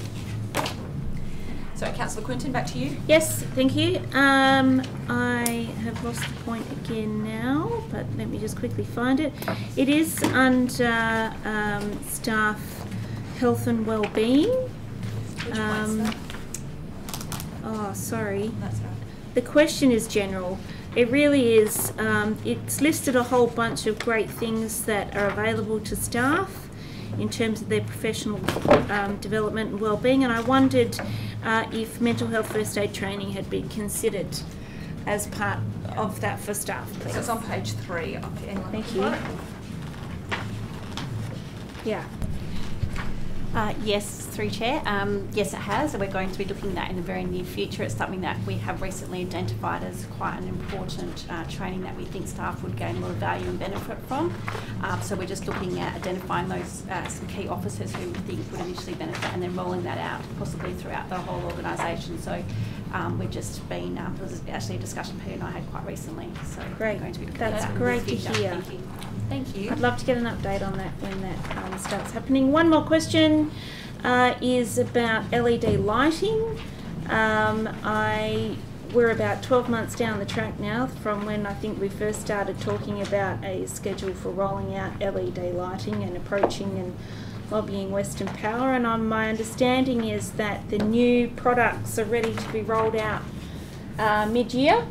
And that other councils might have already started putting orders in for that. So I just wanted to know, would we be able to get an update from Western Power about that program and how we can start putting our orders in if we're going to do that? Yeah. Council actually has funding allocated in this year's budget to upgrade the lighting 200 metres around the train stations. And so we have undertaken some designs. We've engaged Sage Consulting to complete some designs for us. Those designs have been submitted to Western Power, and we're just waiting on a quote back from Western Power, and along with their time frames about when, if we accept the quote, obviously, when the works can actually commence. So that is to provide LED lighting within that 200 metre distance. Using the Western Power procurement lights under their procurement plan. Yeah, thank you. That's for that specific project. I was just talking more generally about. More generally, yeah. Council doesn't have any immediate program to alter the balance of our street lights within the town of Bassendean. Right. Maybe we should get onto that. Okay, thank you. So I think that was one of the projects listed under the draft carbon emissions plan, is that correct? Yes. So, we've sort of flagged that as a project that we might need to modify to make it a bit more of an overarching feature for the town. But we've also discussed that there are some projects under that we'd like to progress, so maybe it's something that we can discuss as part of the budget process. Would we be able to have an update from Western Power about that? Because it's my understanding that other councils have started to put orders in. Yes, okay. And the other thing, you might recall that when we looked at the lighting around the train station, that it wasn't just a matter of taking out the existing luminaires and putting LED lights, because it was because of the spread of the light. We needed to actually add additional light poles.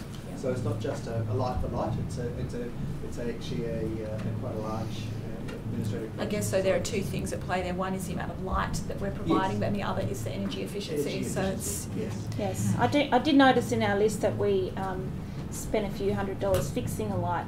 Would we be able to clarify with Western Power if they would replace a broken light, because they do replace lights that have finished their life, whatever you call that, if they would also replace broken lights?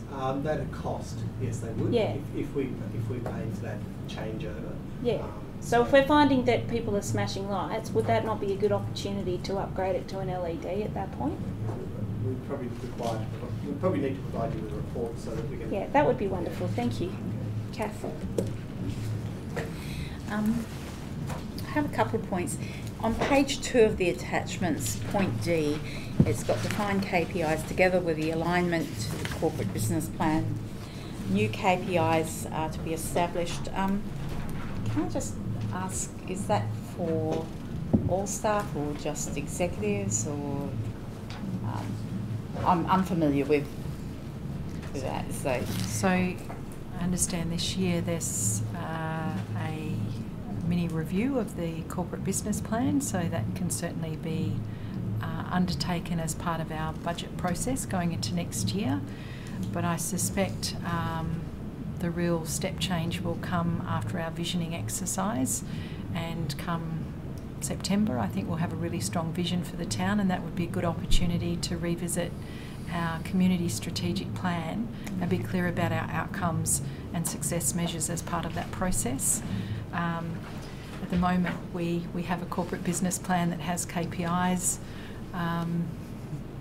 So we continue to report on those till the end of the financial year. That's fine. I just wanted some clarity around what the KPIs were actually for.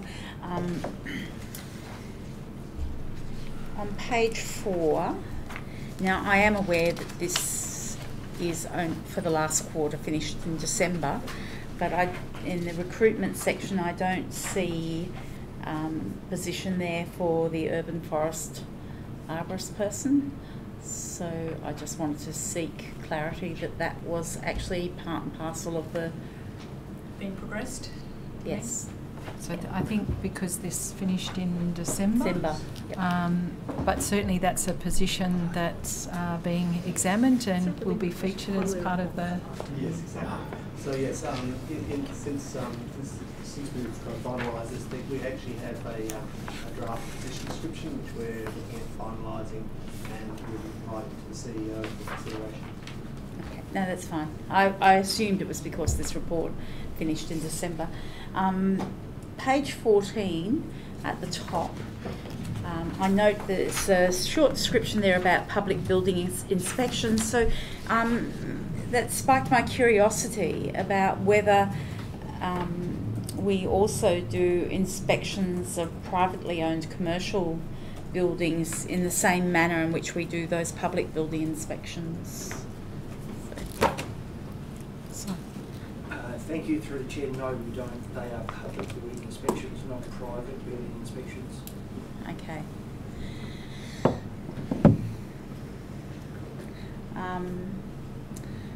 Page 20. Down the bottom right-hand corner, we've got officers met with Water Corporation to discuss developing concept for the compensation basin, which I assume is the drain that's next door to the position for the men's shed. So my question in there is, just somewhere else in these documents there is mention about the men's shed. If those two projects are collaborating in any way to get the best results.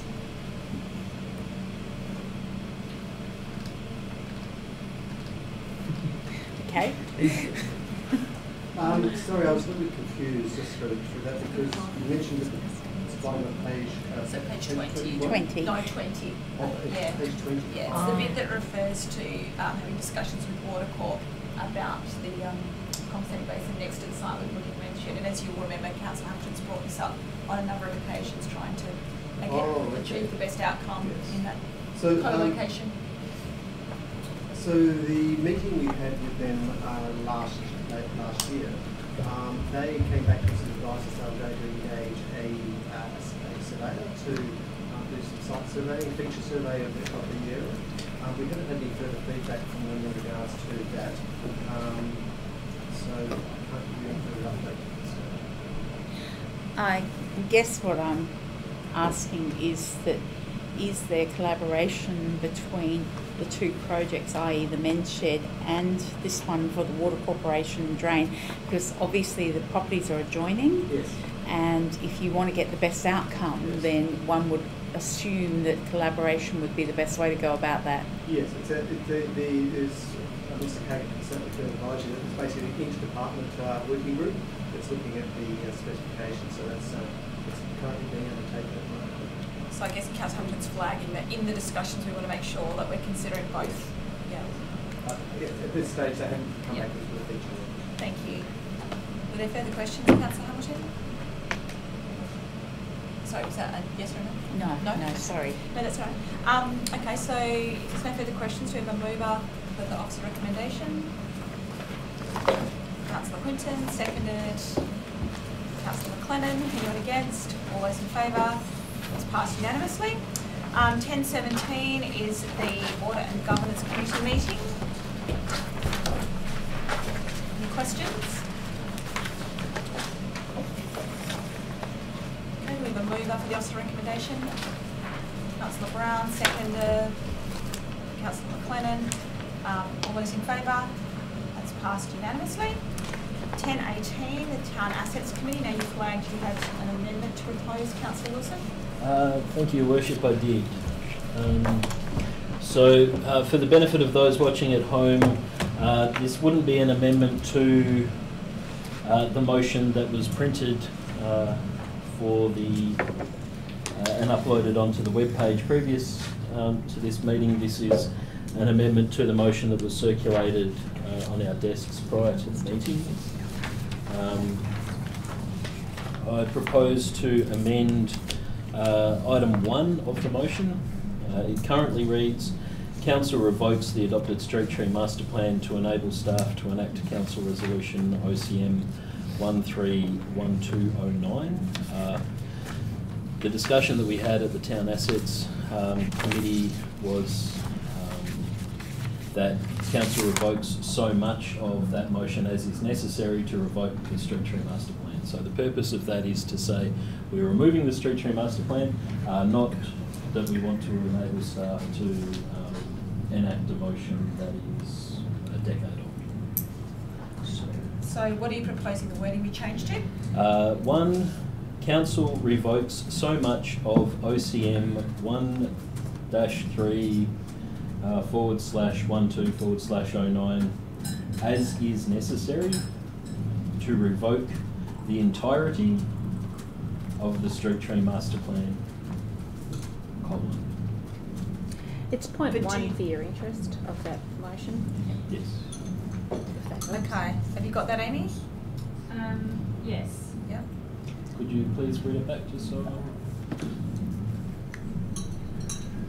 So point 1 is now reading that Council revokes so much of OCM 1-3/12/09 as necessary to revoke the entirety of the street tree master plan. Yes, thank you. Okay, any questions? Councillor Gantry? Yes, sorry, this is one that I'm just wondering, I'm very confused where everything's at now. So where is the review of the street tree master plan that's been going on? It feels like it's been going on for 5 years, no doubt probably 8 years, but whereabouts is the review at? Take you to point 5 of the motion. So there's been a bit of a change in direction, Councillor Gadgil, that's largely come through the Town Assets Committee. Yeah, so what I'm just wanting to get an understanding is the processes that the council has undertaken, because there was a review that was set up to be undertaken, then a committee was formed, Urban Forest, well, working livable group towns, or, whatever it was. yep. Yeah, that's right. Through that, a working group. So this review was being undertaken. I'm assuming consultants were then engaged at some point as well. I just wanted to know whereabouts we're at with that. Yeah, look, Council, as you know, as you've indicated, they received a draft urban forest strategy for the purpose of consultation and then referred that to a working group. The working group then reviewed that document. Yes, sorry, Mr. Stuart Dawkins. Just years, if you could help me out. Just ballpark years. There has been no review of the street tree master plan. So I guess, Councillor Gangel, this is one of the reasons why the Town Assets Committee has decided that to move forward with the current direction of Council, the street tree master plan is actually an obstacle at this point in time, because that's what's guiding the staff's tree planting, and it's not in alignment with the resolution that we passed late last year about aiming for 70% coverage and the kinds of trees we wanted. So in order to remove that obstacle, it was determined necessary for the street tree master plan to be revoked. Does that answer your question? Yeah, somewhat. I'm just this is my own personal view here, but one thing I know under the street tree master plan was we were looking at potentially avenues of trees, which I personally favour. Can I just clarify on that? Yes. Part of that resolution, Yes. which is the OCM 15.6.18, is Yes. for existing avenues to be Yes. maintained. So the main sort of streets which have got, like Broadway with jacarandas and so Yes. on, the intention is to maintain that avenue feel, which I know you love. I do love that feel. My concern obviously is that you'll get this mishmash of different plantings happening in streets. So I'm just wanting to know where we're going going potentially there? How are we going to determine what species goes where, and will there be some uniformity to it? So the resolution that the council passed back last year was that there would be a variety of trees that would be selected that were suitable for particular streets, and there would be choice given to the residents of that street about which ones they would prefer in front of their home. Okay, there we go. Thank you very much. That is what I'm getting at. So just so I understand. That resolution yes, has been thank passed. you. Yeah, no. So just so I understand where we're at with the current process. So the street tree master plan after tonight will be obsolete. So no longer a usable and required document. So then we were looking at appointing. Were we not looking at appointing an arborist? Urban forest officer, yes. which is what Councillor Hamilton was referring to previously when she was questioning. Oh, I must have been out of the room at that stage. Oh, sorry. Yeah. Would you like to speak to that? Yeah. Simon, would you prefer to speak to that in terms of About the arborist? the urban forest officer? Yeah, look, all I can say is that we've prepared a draft PD, and that's yet to be just provided to the CEO for her review, and then that would be considered as part of any future. So Councillor Gander, that yes. was originally in the workforce plan for the coming financial year, and you might yes. remember at budget time Councillor Hamilton suggested that we move it forward with the hope of that person being appointed prior to this winter planting season. So that's where the staff are at the moment in terms of searching for somebody to fulfil that role. Yes, and I just have a love and affiliation for trees, so I've got so many questions. Just with that then, are we not then doubling up? Because I'm just not sure, like, what would the arbitrist and how much would that cost for them to go street by street to advise us on which trees are suitable in which street? Should that not be something that we wait until the urban forest planner is in place? The direction that the Assets Committee has provided to the town is that they wish for officers to seek quotes, which we're currently doing, to engage an arborist to go out to different nurseries to see what stock is available, because Council's resolved they wish to plant approximately 600 trees this financial year, or this year, should I say, this winter planting season. And so we're going to see what trees are available in the nurseries that meet the Australian standards for landscaping stock, and then we'll, once we know what those trees are, then we will look at a planting program in the underground power areas of Edenville and Ashfield.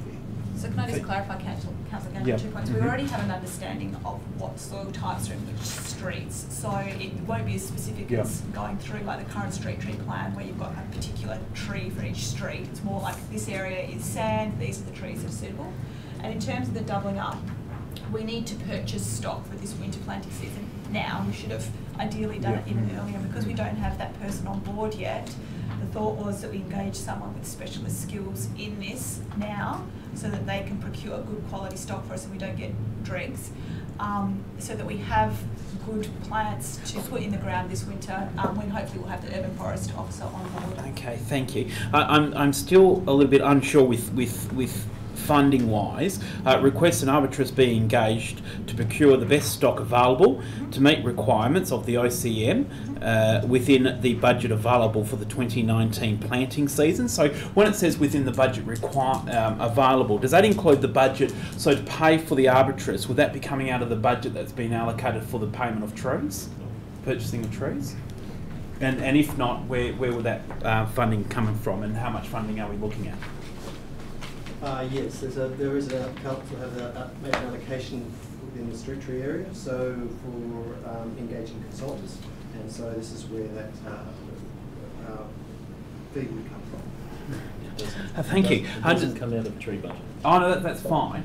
But how much roughly do we have an indication how much we're looking at through the? No, the actual brief has just gone out this week to seek quotes, so we haven't received that back at this stage. Okay, thank you. Are there further questions from other councillors? Okay then, so we've got a amended motion that's been Moved by yourself, Councillor Wilson. Yes. And seconded by myself, Councillor Clinton. Anybody against? Councillor Hamilton. Oh, sorry. We're against just the amendment or the whole motion? Well, we're putting the In the motion amendment? with the amendment. Yes, I'm against. You're against. Okay, Councillor Wilson, would you like to speak?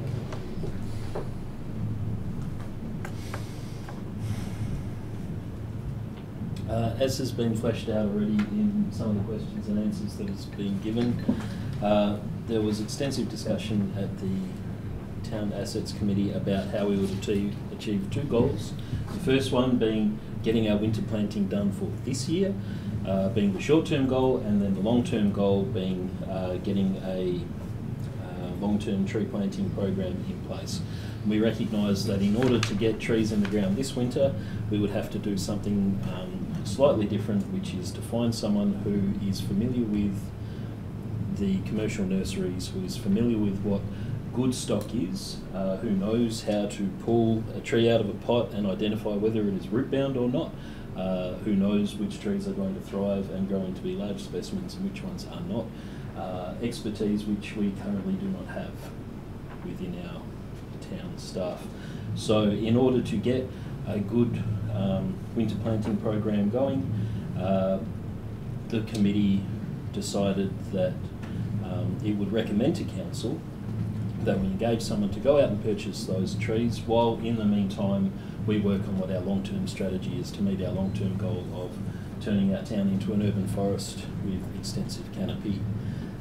In order to meet the goals that we set for ourselves in the resolution we passed in the June meeting last year, which is to achieve significant tree canopy, it was clear that we had to revoke the existing street tree master plan because it requires staff to do many things, all of which are contrary to achieving significant canopy. Most of the tree species that are listed in the current street tree master plan are small and ornamental and provide no shade whatsoever to even the verges that they're on, let alone roads, let alone footpaths. I recommend that everyone support this motion so that we can ensure that we get the best available stock and that we can plant the best available stock in those areas of our town, such as Ashfield and the western part of Eden Hill, which are not compromised by power lines, and so that we can share the story with our community about what becomes possible when you don't have power lines in the way, and so we can demonstrate that if you cover your streets with shade, that your community gets cooler, that your power bills go down, that your air conditioning costs go down, and that your property prices go up, and that this is something that we should embrace. Thank you. I'll be really brief. I think it's really clear that this is a really high priority for council, considering that we've allocated money for 3 times as many trees this year as have been planted previously. We've allocated money for an urban forest officer, we've allocated money for a watering truck. Yet despite that focus being really clear, we've hit obstacle after obstacle. And we find ourselves in February and we haven't got trees purchased yet. We don't have time at this point to employ someone to purchase those trees for us. If we want to get trees in the ground this winter, we need to outsource that so that we can get good quality stock, and what we put in the ground this year is going to grow and thrive and become healthy, mature specimens. I think it would be ideal if we had our long-term tree planting program nutted out, but we don't have the luxury of time at this point. Councillor Gage, you're trying to ask me a question, but can it wait? I completely lost my train of thought now. Why we need to hire someone, because... Got to do it now. Yeah, we've got to do it now is basically the answer. Yeah, we're going to miss the opportunity to get good plants in the ground this year. And as you all know, we've been looking at our priority projects, we've been scoping them up, and we've identified for this year, the priority is getting this year's tree planting done well, and then a project for beyond this winter planting season is going to be the opportunity to get our long-term plan sorted out. Councillor Hamilton, I'm really interested to know what it is that you're So just before you speak, Councillor Ganchel. Yeah, thank you. I just wanted to just ask, it just jogged my memory from an email response that came through today. Just in relation to, I saw a question that asked why particular areas hadn't been planted. The response that came back was that the residents of those properties declined to have a tree. Is that going to be a no option from now on, or are people still going to be able to decline having a tree on the verge? It's been an issue hotly debated within the Asset Committee as to how that would be managed. As it currently stands, it would be we would be advising everybody, residents, that trees are going to be planted, and that they could, and if they wish to opt out, but then they can opt out. Correct me if I'm wrong, but that was the position I understood. Okay, so, Councillor Ganchel, I guess the key thing is that the communication and the engagement is going to be really key. So instead of just sending people out a letter saying, do you want a tree or not, that we're going to have a lot stronger focus on helping people understand the benefits, so that when we do go to people and say, which of these trees would you like, that the staff member who will then be on board can have those conversations, and at that point, if people are still opposed, then... Yes, so, but it actually to try and create avenues and the like within streets, it makes it very, very difficult if you have 5 people in a street saying no. But anyway, that's not really a question, so my apologies. Councillor Hamilton. Okay. They just kill them. Firstly, I'd like to thank the Mayor for articulating many of my thoughts about this process. I am on the Assets Committee, and I did vote in favour of the Assets motion, and I actually substantially believe that I support that. However, perhaps call this a protest vote. I am unhappy with the result that forced me to vote for things that it was unnecessary. There have been some issues in this process which I feel have led us to a path where we are compelled to go to a consultant in the short term instead of building up our internal workforce with skill sets to lead us in a direction in the future which would be advantageous to the organisation. We are now in a situation we are more or less responding to a fire sale situation where we have to get somebody in to go and select the stock in an urgent manner. This is not ideal. And so I am standing here to indicate that I do not find this process to be what I would have hoped. But having said that, I will support this motion. Because we want those trees in the ground. Yes. Are there any other speakers? Councillor Ganchel. Thank you, Your Worship. I'm actually going to be speaking in favour of the recommendation, although I am greatly concerned that we are still going along the path of an optional tree on the verge. I do believe the option should no longer be there, that people shouldn't be able to choose whether or not a tree would or would not be placed on their verges. The benefits outweigh the negatives. I think it's very easy to promote that to residents of the town.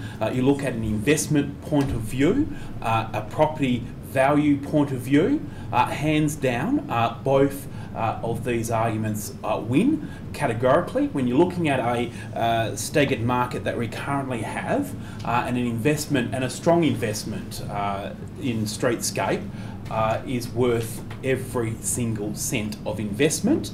And I think to really get an outcome of an urban forest, we do need as many streets as absolutely possible planted out with significant trees.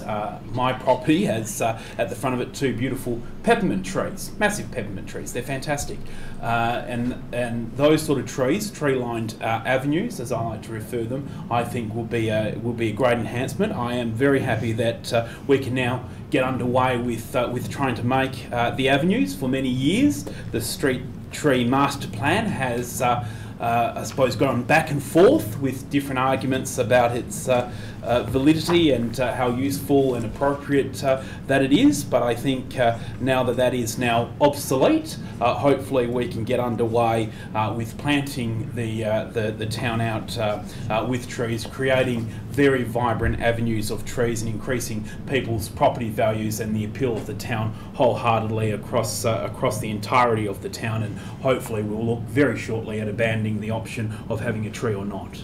So Councillor Gantry, just before Councillor Wilson speaks again, we don't actually have a formal position on that yet as a council, so there'll probably be the opportunity to discuss that at some stage. Councillor Wilson. Thank you, Your Worship. Just in closing, I share the frustrations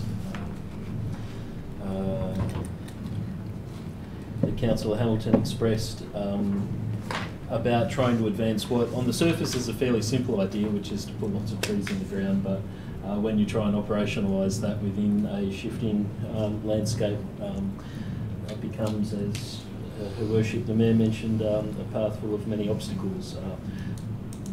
I think this motion sees us through to at least this winter planting and buys us some time to get the right in-house capabilities so that we can have the capacity within our staff to turn our town into an urban forest.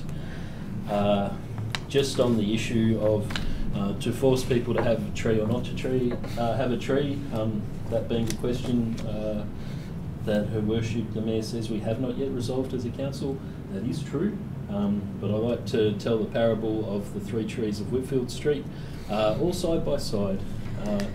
And I will avoid mentioning the numbers because I don't want to embarrass anyone, but tree 1 is clearly wanted and is loved and is cared and maintained by the person who lives there. It is watered and mulched, and it is now the same height that I am, even though it was planted last winter. Tree number 2 has what could charitably described as benign neglect. It sits on an austere lawn. I don't think it's ever been watered by the owner in its life, and it comes up to my waist. And tree number 3 that was next door to it met an unfortunate and untimely end. Nobody could say for certain what happened to it. However, the owner of the deceased tree was not keen to have another replacement tree. We can only speculate what happened to it, but several months later and after much staff time, that tree was finally removed and will go back to lawn.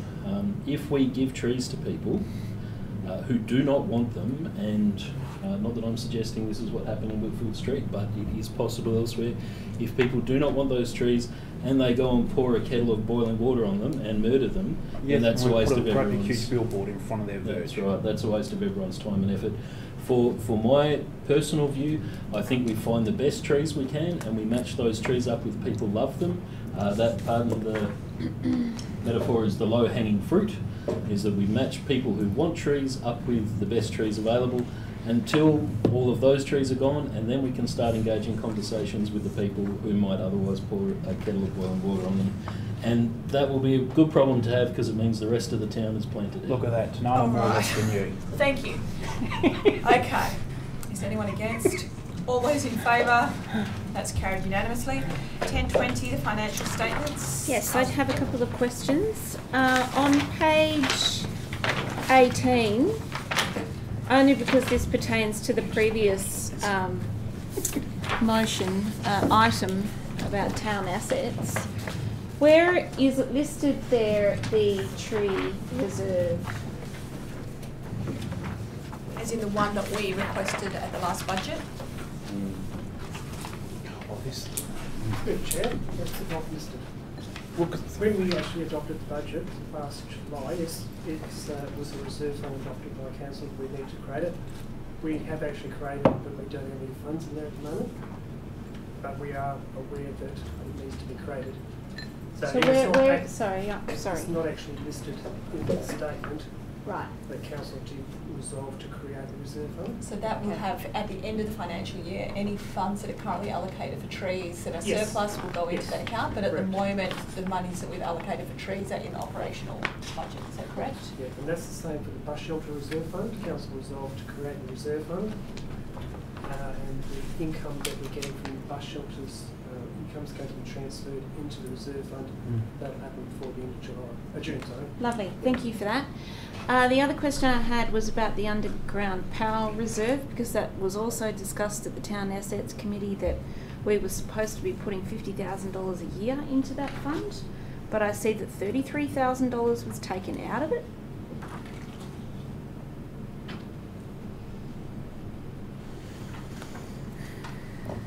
And do we know the history about why we didn't keep contributing?